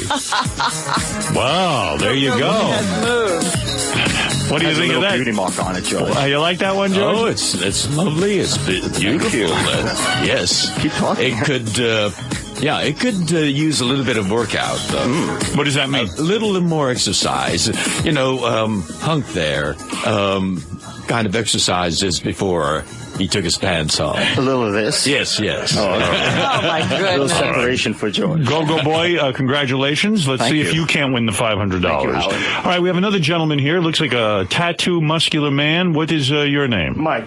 Mike. More Hi, to Mike. the right. More to the right. I can't see you. All right, Mike. Mike, missing a few teeth. What happened there? I've been a skateboarder my whole life, so... and you can knock out your teeth doing yeah, that? It's a dangerous sport because you do a lot of these jumps and such. All kinds of stuff like that. Can't get I the was teeth one of the replaced? original jackasses, too. So right, you've done some wild stunts. Yeah, pretty much. All right. And he can't get his teeth replaced? Yeah. I'm working on my body right now. I just had knee surgery 2 days ago. Oh. You know. And you've got a lot of tattoos, too. Yes, I do. Can you take all your clothes off so we can see We don't have all day, it in George. proportion to your penis? You like him, huh? Well, he looks interesting, and he's got tattoos, which... oh, my God. Oh, look at that. Maybe you want him to put his shirt back on. Mike, show him your penis so he can... All right, all right, go ahead. There it is. Okay, there we go. Well, what do you think of that? It's all shaved down, isn't it, Mike? It's shaved Just down. for you, George. Thank you very much. Yes, You're we welcome. can have a clear shot at Do you it. like that one, George? That's nice, and turning the you on? shaving is nice. Yeah, too. I got a little bit of shrinkage going on now, Well, I don't anxiety, blame you. but I wish I was that big. Yeah. All right. I just got a fresh tattoo on my back. Look how nice that is. That is. Where's And the fresh one? you've got nice buns, too. Good job. Thank you, George. You look good. Let's get Is to that our an final... Eagle, Philadelphia Eagles logo? Yeah, go ahead. Give me shit. No, I'm not giving you. Our final gentleman, what brings you here today? Ron, you want the title, huh? I have the prettiest penis, and you're going to see it. How do you know you have the prettiest penis? Well, I think it's the only one that's going to look like a Renaissance painting. You have a beautiful penis. Who has told you have a beautiful penis? Are you into girls or men? My wife loves my penis. And as far she as I can says tell. you have a great looking penis. Yeah. All right, let George Botticelli see it. This will be great for him, and he loves it. All right, this is a gay bachelor. Wow, what is going on that thing? There's something attached to your Yes. penis. What is that? This here is a foreskin restoration tugger. Oh, Foreskin no. restoration. You're one of those guys who was circumcised, and you're trying to get your foreskin I back. was circumcised at birth, certainly not by choice. Right. And so for 4 years, I wore a device similar to this one. Sometimes you wear it strapped to your knee to pull down. At night, you wear it strapped up over your shoulder to pull up, and it just basically applies constant, gentle tension. Are you getting your foreskin back? Let's have a look. All right. Oh, that comes off, does it? Oh. Well, there it is. It actually does work, doesn't it? And has that been helping the penis itself? I tell you what, foreskin feels really good. Until you've experienced it slinking around, it's just impossible to even describe. It's like you can picture the skin tube, and as it rolls over on itself, it's making like a 180 turn. It was that important to you to get your foreskin It feels back? so good. Yeah, and the glands and the skin just below the glands is now covered and protected all the time. So it's reverted to being more moist and supple, and I just can't even tell you how much better sex is. Well, Robin, there you go. Here is a man There's who a has lesson for you. restored his penis to its natural state. And the process is a good feeling all the time, is it? I tell you what, yeah, having something attached to your penis it does kind of give you an awareness of your penis all day, and so... How long did it take before your foreskin came back? You can grow about an inch of new skin a year, and I needed 4 inches, so it took me 4 years. 4 years you've been doing this. Well, congratulations to you. What And an good for you. accomplishment. Yes, I'm glad to see Helping you. Mother Nature. You're taking your time and putting it into something useful. All right, it's time for George to say who gets the $500. Well, do we Go-Go get a Boy final look? Go-Go Boy is nervous, and he is sucking his thumb. Just, you know wanna your pose answer, down? George. Come on, Yes. go ahead, George. We should have another look George, at them please. so we I can don't see have it a moment all. for this. I can barely I've hold lost. on. I've lost. You think you lost? Yes. Why? You thought there was somebody else who had Why? a prettier penis? Yes. Oh, you think Well, no, judging too. I think that George likes the others better than mine, so I've lost. What makes you think that? I've taken a very pessimistic attitude toward my lack of You should success. be proud of your penis. You I'm have a not very proud of my good-looking penis. I'm proud of the rest of my body, not my penis. I'm proud of my mind. Your Howard, your penis what is is fine. your IQ, Howard?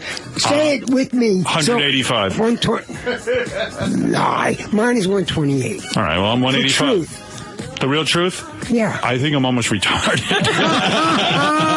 When you recall, you took the Sanford Binet test, right? I don't know. He doesn't even know that. And you don't know what I don't your even- IQ really is, right? Trust me, it's low. I actually think it's like around 93. It's almost retarded. Howard, I'm not sure if I said this or not earlier, but I have a scenario concerning you and Beth, which nobody has referenced, and I think it's a brilliant idea. I would like to, at some point, either now or hopefully. during the commercial break, to present it to you. Well, I know it'll never happen during the commercial break. Because we're going to be whisked out of here so fast. Oh, so then allow me to do it now? All right, Thank you quickly, very much. 30 seconds. Another aspect is you will marry Beth. Yes. And as Robin predicted twice that it will last, I don't think it will. Also, yesterday, what's his name, Riley Martin, thought it gave it 2 years.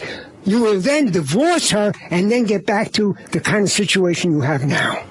Aha. Well, that is an interesting thing. Let's hope you're wrong, but, I would like my marriage to last. You know that. You want to love, but you want to love Beth the rest of your life more than you want a marriage.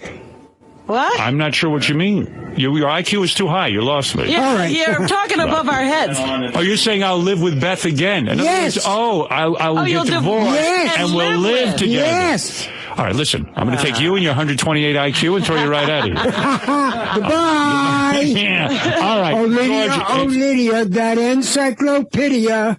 Oh, Lydia, the tattooed lady. Well, let's find out if you won the contest. All right, George. Quickly. Go ahead. Who is the winner, George? Wait. Don't drag this out. Before George votes, does he want to see me retracted at all? No, I prefer the foreskin there. All right, good. I thought I might have an edge wearing this toga or whatever this thing is called, which I use for myself. How old are you again? 78. All right. June 3rd, 1930. You're in good shape. Why didn't you respond? I sent you a book on chess for your birthday. Thank you. Did you get it? Yes. Did you get that little drawing I did of you on a 3x3 drawing in pencil from memory? Absolutely. Yes, the police have all those things. Yeah, everything's been submitted to the police. Did you get the proposal I sent you several years ago about playing Cyrano de Bergerac with Mary McCormick? Did you get that? No, that one I didn't get. What an incredible letter that was. Why? I don't know. Why didn't you get... Let's judge. You're hijacking. You're hijacking my show. This is a contest. This is a contest. It's not fair to the other contestants. I apologize. All right. That's everyone. fair. Apology accepted. Wait till the commercial for the Cyrano. Yeah. All right. It's time, George. George, go ahead. You're looking at all these penises. All right, let's see them all again. All right. Here you go. Let's see them all. That includes Will and Richie Wilson. There they all are. Maury has backed out. Oh, yeah. Why are you backing out? Play it on the replay. Play it on the replay. Now, one shot. You had a cute one, too. Thank you. Yes. Go boy's sucking his thumb. He's nervous. Go ahead. I gotta say, they're all beautiful. Give us the answer. I would leap at any one of them. However, I know that I have to make a decision. And, because they're all individually unique and wonderful and it's on its own, I'm going to take it in the entire physical context. Aha! And I got to go with Mr. Sunglasses. Thanks, George. Thank you very much. Well, there you go, guys. Was it the mole? And, you take care of your body. You look great. What is your name again, sir? It's Michael Christian. Actually, I wanted to come in and just talk. We're doing a fundraiser for organ donor awareness. Well, isn't that nice? Thank you for doing that. Have the prettiest penis. You're the man with a $500 gift. There you go. Look at him. There he is. Mr. Pretty penis. Thank you. Thank you very much. I'm calling you Mr. Hung. Boys, thank you very much. Is there any way I could give George a lap dance? You know what? Not today. I think I've reached my limit. Could he ride me like a pony? I don't think I can do something. You don't want that. Go boy, thank you. Everyone, thank you for participating and enjoy the $500. And thanks, man. Thank you. Thanks, guys. Thanks. May you all live long and prosper. Excuse me. I have a foreskin cone I'd like to present George so that Brad can wear it and have the best sex of his life on their wedding night. Listen to me. Oh, that's fantastic. You're scaring the hell out of me. No, I'll take it. We're gonna grab that from you in a minute. But thank you. All right, guys. Thanks. Yes. Anything else there? Yeah. Go ahead, Maury. You really got to start screening these fucking people. I mean, Jesus Christ, being in the fucking green room with these guys is like insanity. Oh my God, get me the fuck out of here. Thanks for making Thank you for making George's bachelor party a success. All of you. Thank you. All my guys here. Yes. Wonderful. Wow. It wasn't singular. They were all What a gay bachelor party it is. What a gay bachelor party. It is a happy, happy day. Oh, you didn't want this at the beginning of the week. Well, Brad was listening. Oh. Gary, you okay? A lot of the guys are shook up from that. Yeah, I got to tell you, can I make a suggestion? I think one thing is enough, but everything combined, it's too much for me. Arnie has bailed out of the show. I think I'm scratching Guess What's in My Ass and Naked Twister. That's what I was going to say. Yeah, I can't take it. Too much? We've done enough. Yeah, it's enough. Enough. It's enough gay bachelor party. The other thing that I noticed is, like, George is acting. I guess this is the first bachelor party you've ever been to, right? It is. Yeah, you can tell. He's a total rookie, Howard. I mean, he's touching, doing everything. Robin, you got to do me a favor and show us your tits. I got to get some. You got to. Now it's time. A gay bachelor party. Release Robin's bra. Release Robin's bra. Attention, the hottest chick within the sound of my voice. Get down here. Immediately. Save poor Arnie. Arnie, did you not look at any Get of the him back down to I her. was looking. I mean, you know. You saw it. A bunch of dicks. Release Robin's bra. I don't know. Release Robin's bra. All right, George. Release Robin's bra. So I can See her brown tatas. What is that, It's a Arnie? very catchy tune. Yeah. Yeah, there was a bunch of penises. And you got one, too. I do, yeah. He sure does. I want a Did anybody here think circumcised cone. Did anyone here think they could beat the guys who enter the contest? Not me. The only one is my beautiful friend. A chunk of Vaseline on his penis. I don't think I've ever seen that whole penis restoration cone thing. I think if you got to go to that extreme, it's time to shoot yourself. Did it look real to you, Fred? It did not? He didn't look like an uncircumcised No, penis? you know what it looked like? It looked like that sweater that Artie put on yesterday. He took his arm out and how the sleeve was just kind of hanging. That's what it looked like to me. That cone was a disadvantage for him. You know, Will just came out, and Will's just like, he goes, man, I didn't know today was going to be like this. He goes, like, I'm done with cocks. I'm done with cocks. He didn't check the schedule? I'm officially ending the gay. I don't think you can do that. There are people who were here to participate that are going to be very upset. Richard was really upset that he can't put anything in his ass. Yeah, well, Come on, we got to do what's in my ass. No. Well, thank you, Howard, for really being this generous. We did the best we could, George. We only lasted till 8 o'clock with this bachelor party concept. We're canceling all other events, except for, of course, only on the Howard Stern show can one have a morning like this. We tried to do the best we could, and hang in there as long as we could. You did outstanding. Naked Twister and Guess What's in My Ass? I don't know. They have been canceled? Although Naked Twister would have been funny watching George play with Richard. Yes, you got to do that. We'll see. Maybe take a little break. Maybe we need a break. George, would you have gotten naked for Naked Twister, George? What is Naked Twisters? Well, Sal and Richard were thinking they'd play, the game Twister? Yeah. You know that game where you put your foot on one dot and then, they said that they would get naked and play Twister with you. You, of course, could be in your clothes unless you want to be nude with them. Well, we're on radio. Right. Well, we're on camera too. We're on camera too. Yes. Yeah. No, I think I'll reserve a little discretion. All right. Well, then keep your clothes on. Why don't we cancel that? All right. Oh, boy. Well, I need a break to recover from the gay bachelor party. Is it getting to you? Have you really gotten... Yeah, I've had enough. Yeah. Yeah, I mean, I'm up for being open-minded, and I'm happy to make George happy because he deserves a bachelor party. We love him. Yeah, I put up with all your pool parties. Right.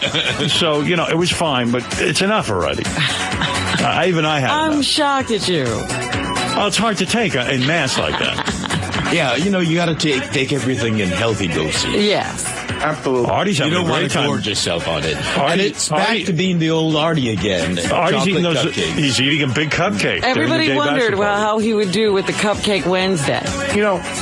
If gay guys want to continue being tolerated by assholes like me, you can't show me gay stuff. All right. We respect your need for what you need. No, I know. And we won't expose you to it. In fact, I'll take this CD that I have under my light and put it over here where you can see it. George, what is it, George Ralph? is displaying the board. No, Dominic is not on the phone. Oh, all right. Why? Because there's something weird that's been going on with him. He'll call about Artie, And, you know, immediately he'll turn it on himself and say, like, I've been in, I had something with a father, and somebody molested him. I wish he'd talk about it.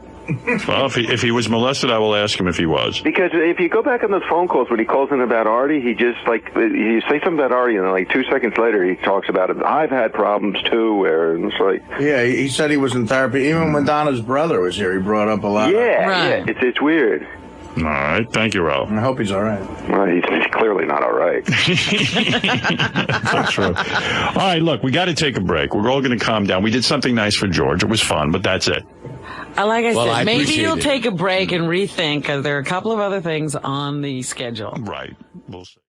Sal was over at the Friars Club yesterday roasting George. They had a roast of George Takei. Yes. I got in today and I said, how was the roast last night? And George said, I got a good tanning last night. I saw George before, and he looked just dapper in a beautiful suit. And I was like, why did you dress up for this debacle? Well, thank you for coming and dressing. I mean, I know you have this early morning call, and so I was really flattered that you were there. You're quite welcome. And Sal even roasted me to boot. Yeah. You want to hear Sal? You weren't there, Artie, were you? No. No, they were very nice to offer it to me, but with all the shit that's going on and, work night and all, I would love to have been there for Well, George. Sal got to do it. So. Yeah, it was Tim nice. was there. I heard and Sal, they asked Sal particularly to be like a celebrity roaster there. It was pretty good.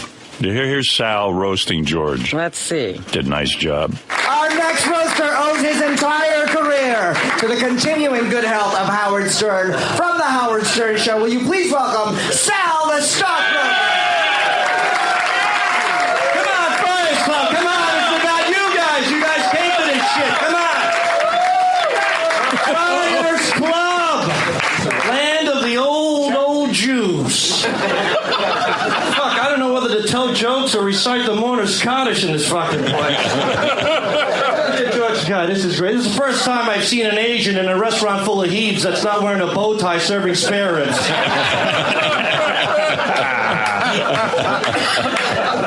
I don't give a shit what anybody says, George. I want to say that it really is a pleasure to roast an A-list celebrity tonight. Come on. But in the meantime, I'll practice on you, George. Just one day I might roast an A celebrity, like William Shatner. I did. Nice one, George. I love Star Trek, George. I really did. And George, I finally have found a place where no man has gone before. Corey Kahaney's pussy. That's one of the comedians, I guess. Female. What female comedians? I think she was on America's Funniest, but one of those reality shows. Last Comic Standing. Last Comic Standing. Congratulations to you, Corey. You really earned a seat at the Friars tonight. And it's right there with the fucking contestants. I think you should switch with that guy. I just don't get it. I mean, what the fuck? I remembered when the Friars hired comedians. What the fuck is going on here? This is kind of frustrating for me. It really is. It's very frustrating because this is the first time I'm seeing Corey Kahaney and I can't change the channel.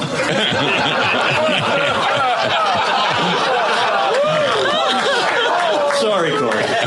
Sorry you're here. Gilbert Gottfried! A whiny, ugly, annoying, small-cocked, unfunny... Oh, wait a minute. I'm still on Corey Kahaney.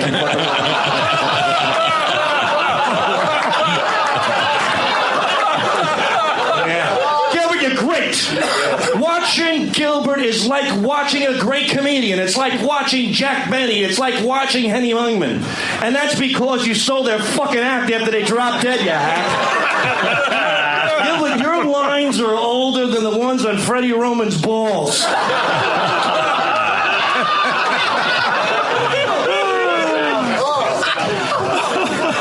George Takei.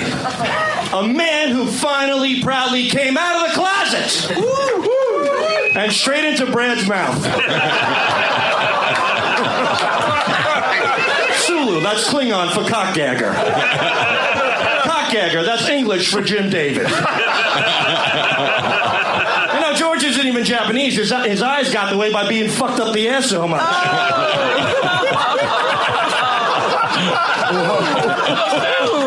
And you are one creepy fucking queer son of a bitch. I saw George before outside the roast. He was checking out a fucking stool sample. And then I realized it was Jim David's resume.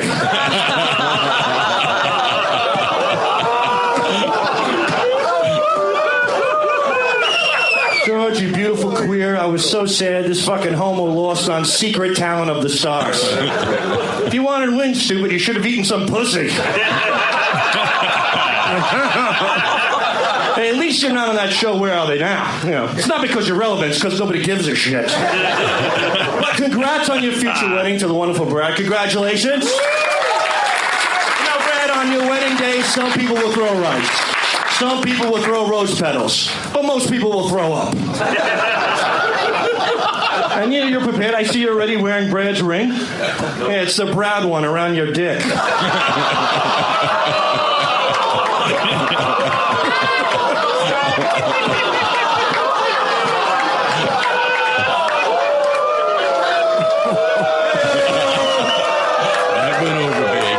Get back there, Corey. You know, George, I love you. You're getting married soon to the wonderful Brad, and, you know, soon you'll be bringing up a kid. Yeah, bringing him up for air out of the jacuzzi while you're both fucking him.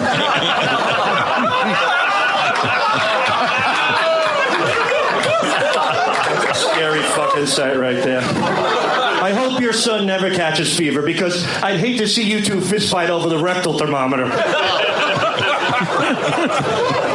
George, I'm glad you finally got roasted, because, hey, that's one way to cook out the AIDS. So there we go right there. You don't moan. No, the only moaning's on their honeymoon, okay? Take it easy. But I want to say one thing, George, in all seriousness, like I've been fucking serious all night. I want to say one thing. George, you've come a long way since Star Trek.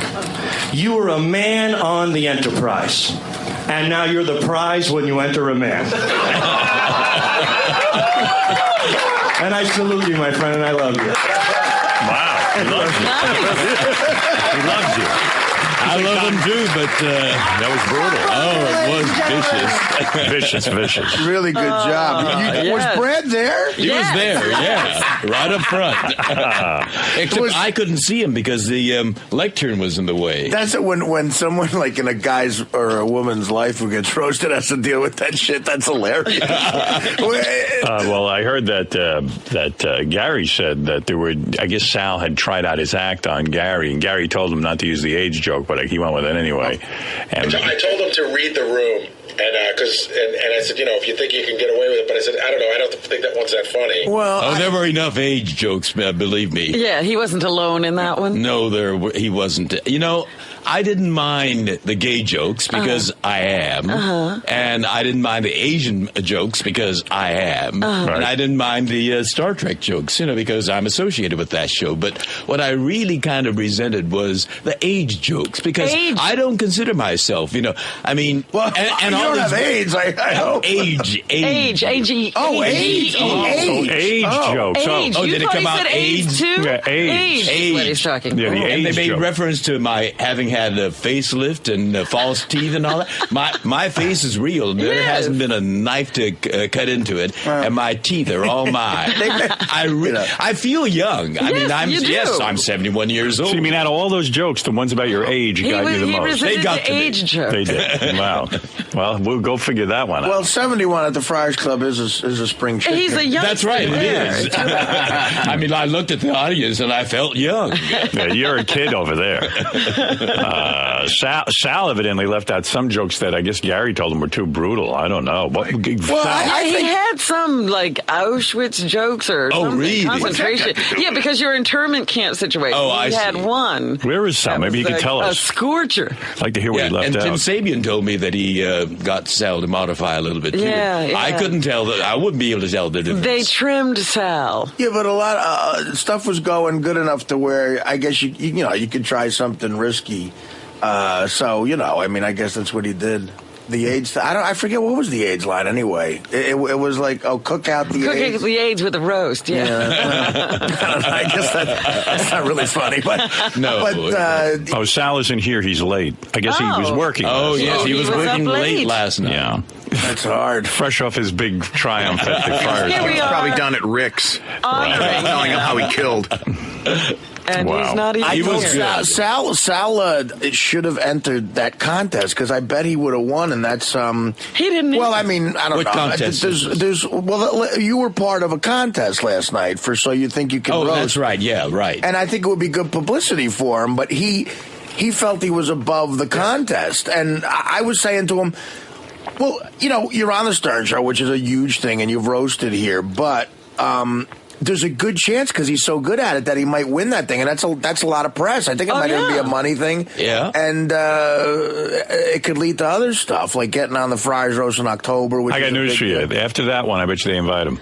Well, I don't know. I don't know what their policy is. He did well. They called him. Sal and I had a big sit down about this. You know, listen, being the Friars Roast, it's a decent deal, especially if you're trying to get into comedy like Sal. And you know, when you do these things, managers and agents see you and everything. So they called him and invited him to the contest. Mm-hmm. And they called him several times, and he never returned anybody's call. And I spoke to him. And I said, "How come you didn't call anybody? It was a great opportunity." He goes, I fucking roast on the Howard Stern Show. I'm going to hang out with those losers. And I said, you know, you missed probably a reasonable opportunity. And I get it, though. He gets a lot of attention being Sal from the Howard Stern Show. Yeah, but it's also a matter of networking. Right. You could have met people in the biz. Do you think networking is going to help him?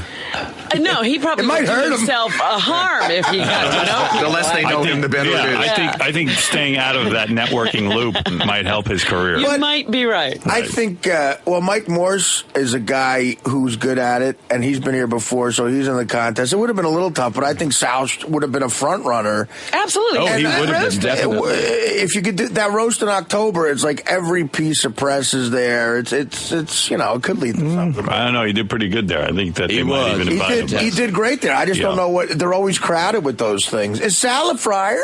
No. No, he's not. Well. How do you become a friar? You join. They ask. Oh, you just you don't. pay. There aren't any qualifications. You're in the business, so yeah, they told me it'd be easy for you. George, you got up and said some stuff. How'd that go? It went well, you know, but it was a long night, and I was thinking of this morning, so I made it short and clean. Please give a warm round of applause for our good friend, Mr. George Takei.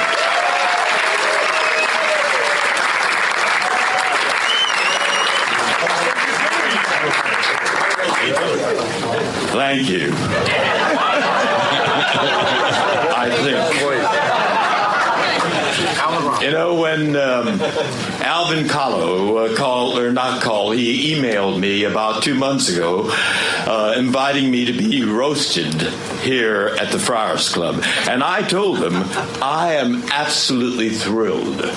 The roast at the Friars Club is the American theater version of Knighthood by Queen Elizabeth in Buckingham Palace. I had no idea the Queen was going to be a small, gay Filipino man named Alec Mapa. But what wasn't Queen Alec regal? Thank you. You are marvelous. Alec is enormously talented. The bitch.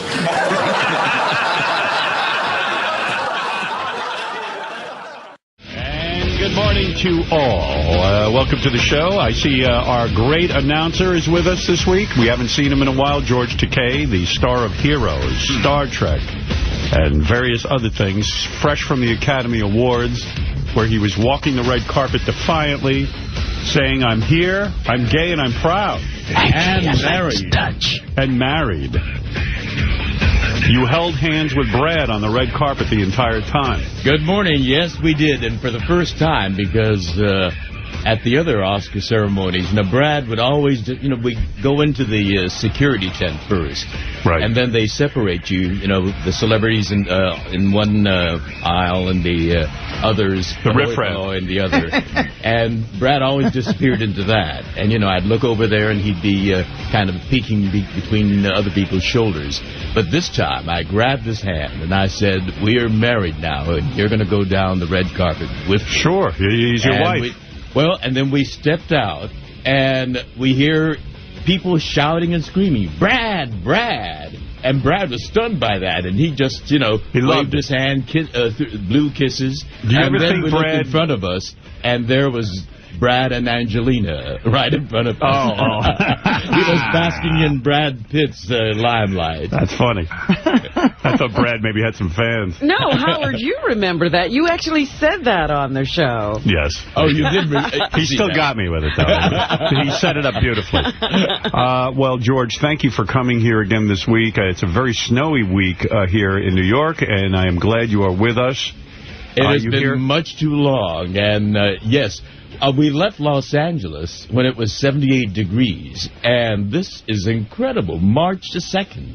Are you here for business or for pleasure? Well, Saturday night, Brad and I both, we're doing things as a team now. Now that you're a married couple. Now that we are a pair. Has marriage so things have changed. Things have changed. Sounds we were awful. At the... No, it's wonderful. We're enjoying it thoroughly. Brad is enjoying it, certainly. We went to the Garden State Equality Dinner, their big annual fundraising dinner. Right. And we both spoke together. And about what? About being married and the importance of marriage equality, because... Whatever happened with your prenup? Did you ever have... I knew you'd ask that. Did you ever get one? We got so wrapped up in everything. We never did get around to it. Yeah. No, actually, so we've gone smart. this long, 22 years now. And, I love him too much, and I trust him too much, and I think this is genuine.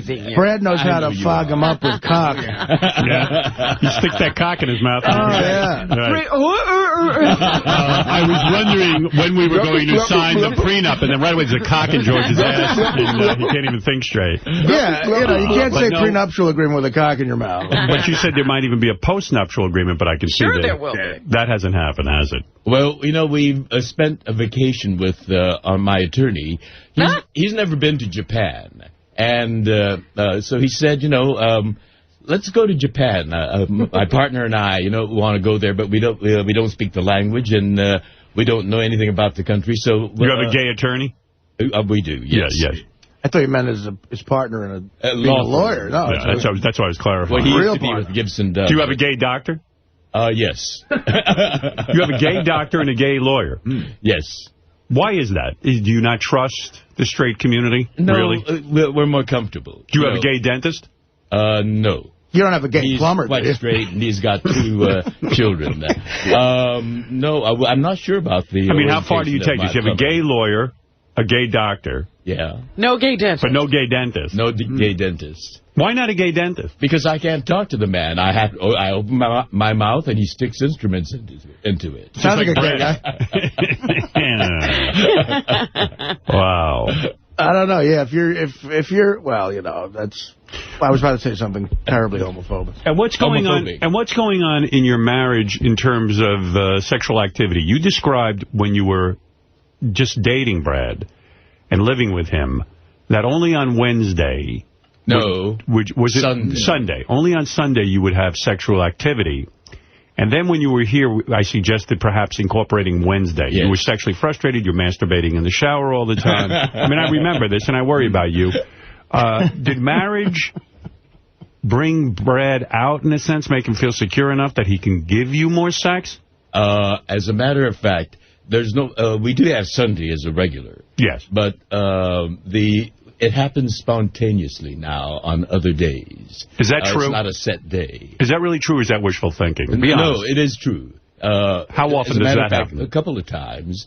And then there are some weeks where it doesn't happen at all. Right. But there are more weeks when it happens than there are not. And do you say to him, Brad, I would have married you sooner if I could have. I mean, this is amazing because now I'm having sex.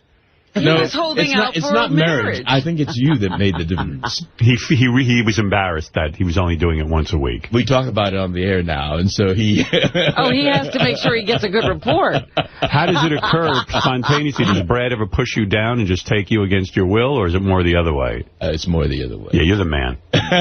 He's the wife. Well, no, he's still the man, but... He's the wife.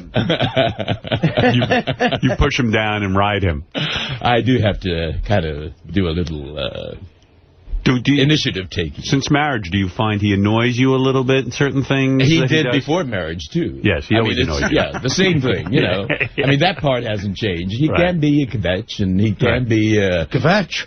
That's good. Proper use of the word, yes, go ahead. It's you know... he's a little Meshuggah, too. Right.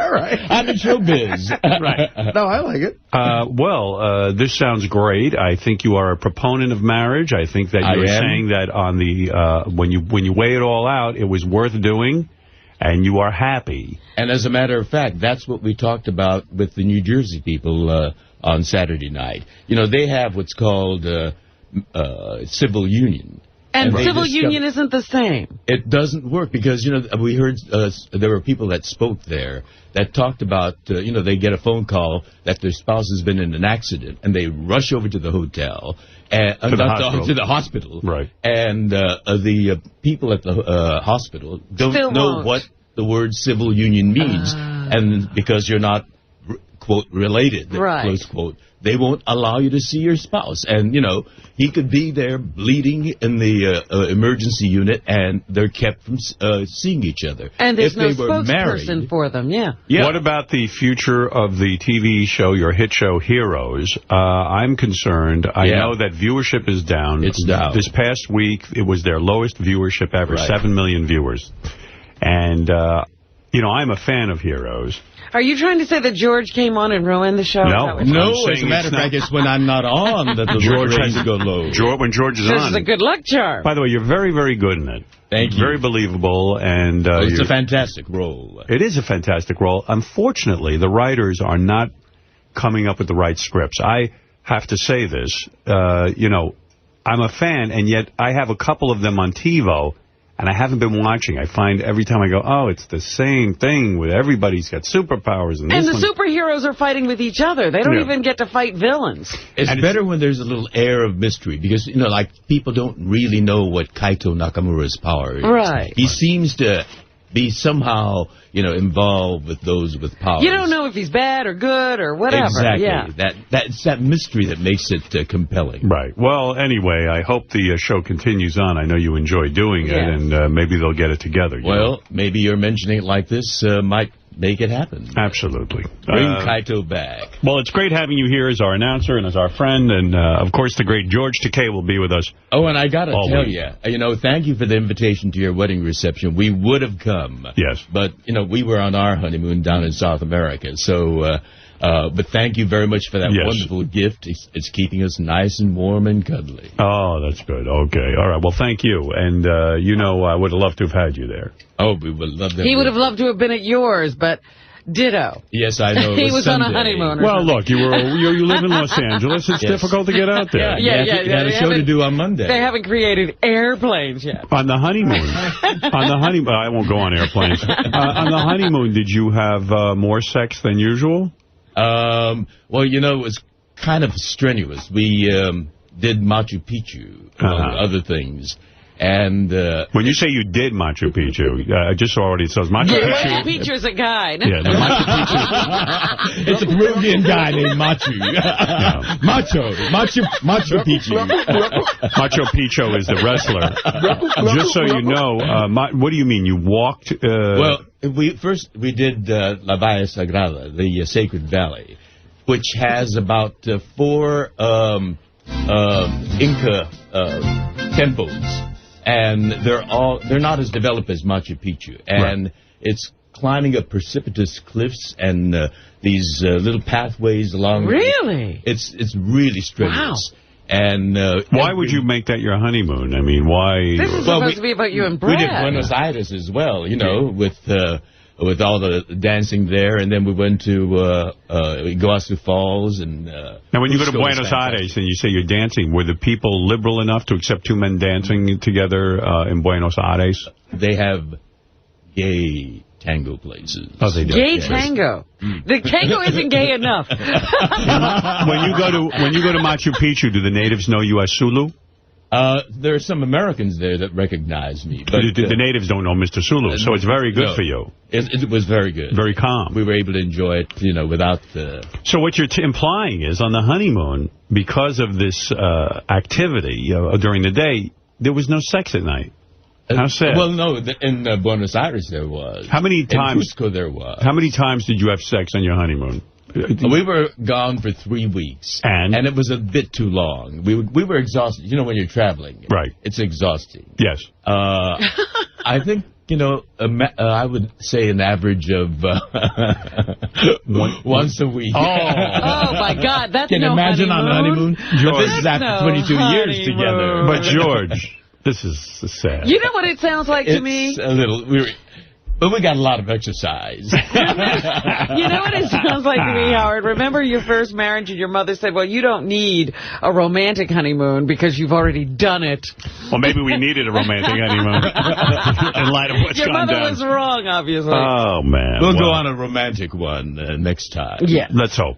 On our anniversary next year. There you go. All right. Well, George, and one final question. Has marriage led to more exciting kinds of sex? In other words, you had a rather... It has. What's happening? Well, spontaneity is exciting. But I'm saying actual physical acts. In other words, most of you guys just blew each other. No anal. Since the wedding, have you guys gotten deeper into, let's say, anal or maybe some rougher sex or smacking each other around, wrestling?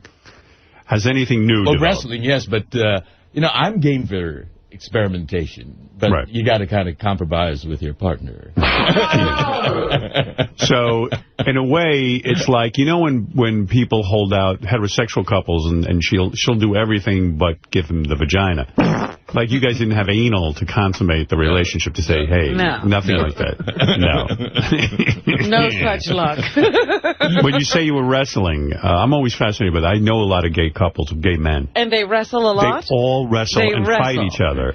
And what is that? What is that about? Well, there's the whole muscular thing. Right. Is it disturbing your breakfast, Artie? Because I know you're eating like this. You're awfully silent, Artie. George, when you say muscular, in other words, it's too... Because even in the movie Brokeback Mountain, they start wrestling one another, and then before you know it, somebody's in someone's ass. Look, that was an all-out fight. I thought they were going to hurt each other. Right. In other words, what do you think it is? Is it because you guys are men? Because men fight? It's not fighting. It's enjoying each other's musculature.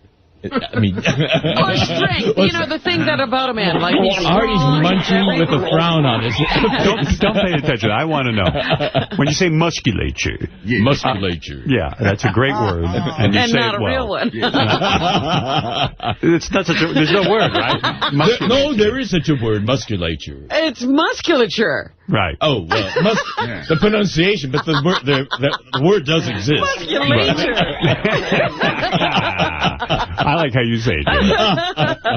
How do you say it? Musculature. Musculature. Right. I stand corrected. You're the announcer. You should know that. I should. Right. I should. Yeah, but this is the Howard Stern show. Right. I like how you say it. Musculature. Musculature is the straight pronunciation. Musculature. So in other we words, like the musculature. It's about using your muscles and fighting and feeling each other's muscles and but nobody hurts each other. Nipples. Nipples. How did the nipples get into wrestling? Oh, that's an erogenous zone. Yes. It's certainly mine. Most men, straight men, say no. What do you mean? What do you mean it's yours? You like to have them squeezed or no, licked and it puckers up and then the fingernails kind of. Right. All right. Maybe Artie's right. Maybe we've heard of that. Holy shit. Artie's strangely silent. That was the gayest 15 minutes in the history of the show. He had nothing to add to that conversation. Oh, man, that was rough. All you did was eat right through it. Well, wrestling is the only sport where you can have your face in a guy's ass and be winning. I got to say, Artie. You're winning. My face is in this guy's ass. Congratulations. Your book is fantastic. Thank you, George. I laughed and I cried. You broke my heart and you warmed my souls. Well, I mean, it was a beautiful... and, your love for the members of your family, your father, and your mother, and your sister. Which part did you laugh at? The suicide note? No. I tried to punch that up with some jokes. I mean, I should have. There's Frankie Valli. Right. And with the open door. Right. And he Child sent abuse. this little baby. Yeah, shoving the baby through the door. That's some parenting. Well, it was 1968. Who knew what was going on? 68, nobody knew what was going Maybe on. 71. Parenting hadn't been invented. And by the 70s, people knew not to shove their kid in a strange room. Yeah. When they finally came up with that, it was groundbreaking. You know, it's so funny. Artie brings up a good point. In the 60s, my parents were always shoving me in strange rooms where they didn't know what was inside. But in the 70s, that was they taught on they TV. They woke up, yeah. Sesame Street came around. Yeah, we started to understand you don't do that. And Big Bird used to sing about not shoving your child into George, strange rooms. Thank you for being here. We have all week, and I'm really excited you're here. We get so excited when you're here. Everyone is. The show becomes better when you're here somehow. I don't know how that's possible, but it somehow gets elevated. Thank you. Well, you make me better, too. Thank you. Josh, you're on the air in Grand Rapids, Michigan. Peace and love, bitches. Hey, I know you got an early copy of The Bachelor. Did you watch it yet, the finale? Well, you know, as long as we're talking gay stuff, let me continue right on. Yes. You know, they were talking about the end of this Bachelor to the point that I think I might have to watch it. Yeah, you do need to. Here's the bottom line. I don't want to ruin it for anybody. You've seen it. Go ahead and ruin it. Come on. No, I won't. Did you watch it while you were getting your nipples rubbed? Yes, and then the nails. No. And then the nails. I did watch the final Bachelor. It did lead me to say to Beth, this is the best show on television. And, you know, it's a reality show dating game, basically. And it is so good. It has a lot of twists and turns, because that's what they say. Here's what you need to do. You watch the episode, and then right after, after the final rose ceremony, that's when all the fireworks start. And that's all I'll say. Oh, really? Yes. Ooh. The regular episode is very good, and then... But it's the after the rose. It will startle you. Oh, startle? Yes, it's a great ending to the story. Wow. I have a theory. Well, do you think there's any chance that he might have knocked up the other girl when they're in the fantasy suite, and then, like, 3 months later when they do this final rose thing, then, like, he's like, well, can't marry you, got the other girl pregnant? Well, as a matter of fact, that was my theory, too, because I kept seeing these promos for The Bachelor. Where and he's hanging over the balcony crying. And I thought, well... He must have knocked up the other broad. I didn't know what had gone on, so I had no idea why a guy would be crying on The Bachelor. But I am not... This guy cries more than anybody. And so what I'm going to tell you is I'm not going to reveal what happens, but it is good, all right? All right, Josh. Thank you. Hey, one more question. Yeah. You know how there's that weirdo girl who was like a dental hygienist who had those giant, huge caps? Yes. Like, now I understand what it's like walking around looking at Gary, because, I mean, I just couldn't stop looking at those huge white teeth that girl had.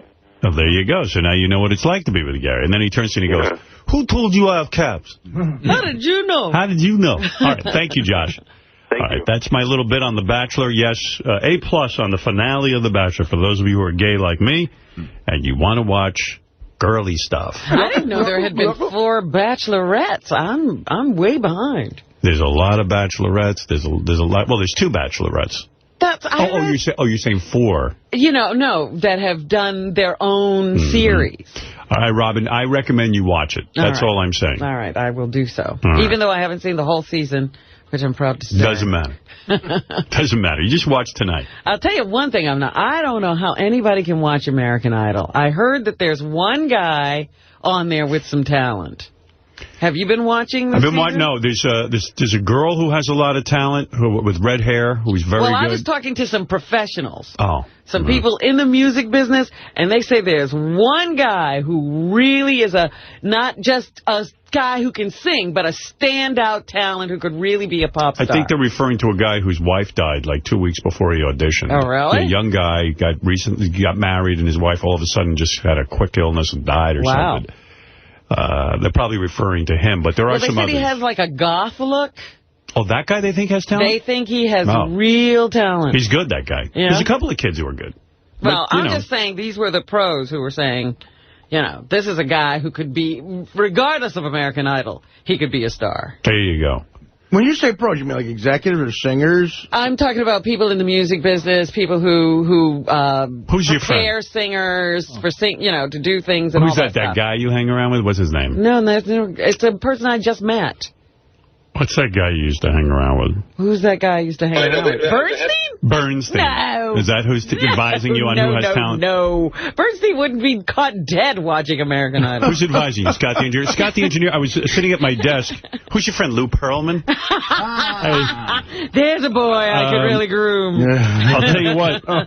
Scott the engineer sent me some tape of his son's band that he writes me, if you're sitting around this weekend because he knew Beth wasn't around, would you listen to my son's music? So since your wife is not around, you can listen to his son. Yeah, well, I got nothing to do, so he's right. I was staring at a wall. Like, Scott assumes I have nothing to do, but I did. I listened. It was very nice. It was good. Why don't you play some of it here? I would. Give us a preview. But it was very good, and I know my oldest kid dabbles in music too there. So, you hope they know what the hell they're doing. But Scott's kid had some good stuff there.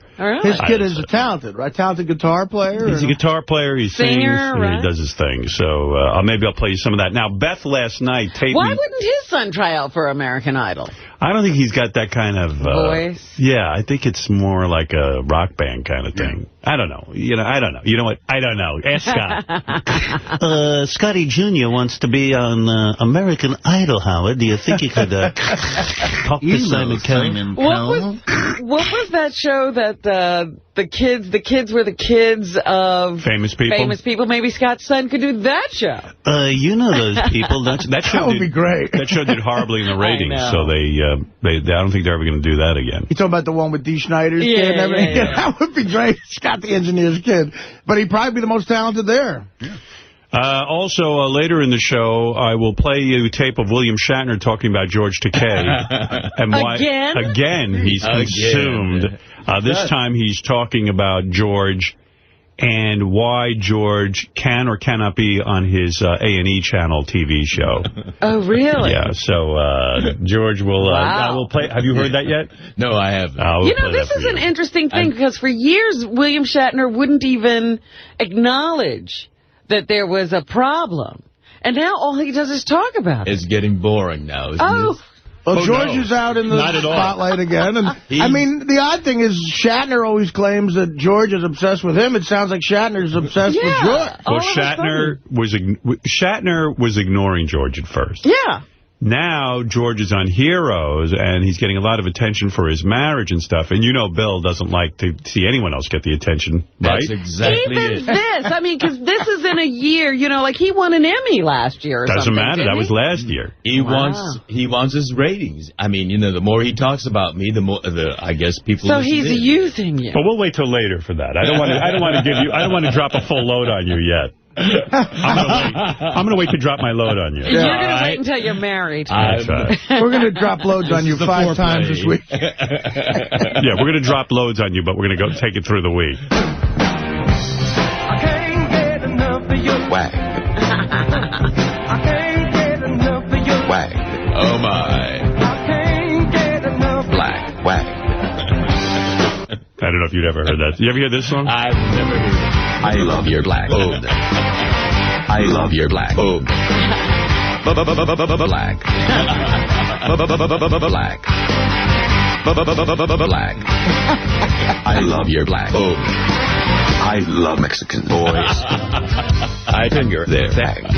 George walked down the aisle to that. I don't know if you know that. No, we walked down the aisle to one. Remember that? I think they high-stepped all the way down. Did you high-step all the way down? Brad did. Oh, my God. Were Brad's parents there? Brad's mother was there. Yes. His father's passed. So you really gated up for the wedding, right? I mean, it went all out. We got standing applause on our entrance. What did you wear? Were you wearing... white dinner jacket. White dinner jacket. Yes. And what did the bride wear? White dinner jacket. All right, good. Okay. White, huh? White. Okay, yes. there you Virginal. I know. Well, we all heard Brad doesn't take it in the ass. So. Okay, I guess that may... Still a virgin. Were Brad's... You've never had his ass your entire relationship? I have. Oh, you have? He didn't like it. Right. Oh. Was he awake? Yeah, you should have drugged him. What, you want more of that ass sex, but you can't get it from him, right? Well, I want it to be a mutually, enjoyable thing. Right, but if it's better that way. You would never take it in the ass. Me? Yeah. I have. Yeah. Surprised. But Brad doesn't want that either. Not Brad. Brad doesn't want to give it to you in the ass. No. Wow. No. Why, he doesn't think that's a natural thing? I mean, isn't it naturally where a relationship goes? What are you? Do you like it in the ass? Mutually good, Right. And I don't want it to be unpleasant for him. And so when you went into his ass, was there a lot of duty involved? Is that why he was? No. He is so fastidious and clean. But you didn't pull out a plum? He practically had an enema before he, oh, really? he allowed me to do it. Was there blood? There was a lot of discussion. Was there bleeding involved? Is that the problem? No, there was no bleeding. You must rip them apart? No, I did not. Do you lube up for that? You get a lot of gel going? Yes. Oh, yeah, I think you need to. You know what we haven't done that in ages now, so... you could be totally clean back there, but there's still one in the chamber, you know what I mean? No. If he practically enemaed, I think he probably got it. But do you know what I mean? You can tap into something in there, right? Yes. Yeah, and is that what happened? You have? Is that what happened with Brad? I didn't care. It was... But Brad got upset because you felt it. You pulled out something, didn't you? Oh, you did. no! I knew it. That's what goes wrong. Oh. If you hadn't pulled anything out, he would have been fine with it. Right? I don't think he enjoyed it. You know, this is the only day I've missed regular radio. I missed that. What'd you say? I'm kidding. I'm sorry. I'm having a great time hearing these stories. But you, when you got it in the ass, what's the last time you got it in the ass, George? What? Before Brad. Right, so a long time. It's been a long time. And you like it? What? You like it? I don't like it. But, no, but you'll do it for a guy if you want, right? If he enjoys it. Did you make the mistake of telling Brad you pulled something out? Like, in other words, if you had He saw it. He did. Oh, it was that messy. Couldn't be hidden. In other words, because if you when I withdrew. When you withdrew, he saw it and he got embarrassed. Yes. Yes. So he's a stickler for cleanliness and neatness and, everything. Did you tell him it doesn't matter that that's... I said, it's yours, and I love you, and it doesn't make any difference to me. I think I'm going to be... Look, it's embarrassing. I mean, that can be embarrassing. You've had that happen? I can see how it's embarrassing. Would you be embarrassed? if my boyfriend shit on my dick? So in other words, so after that, he was not interested in trying again. He didn't like it. He didn't. Never again. Never again. But you would like to do it to him again.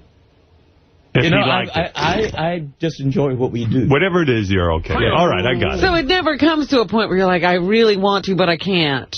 You're just happy with what's going on? I'm happy with, what we have. All right. Were you wearing a condom, or you don't wear a condom when you do anal? No. I mean, he's your long-term... Because, we got together during that AIDS scare period. Yes. And it was very scary. You bet.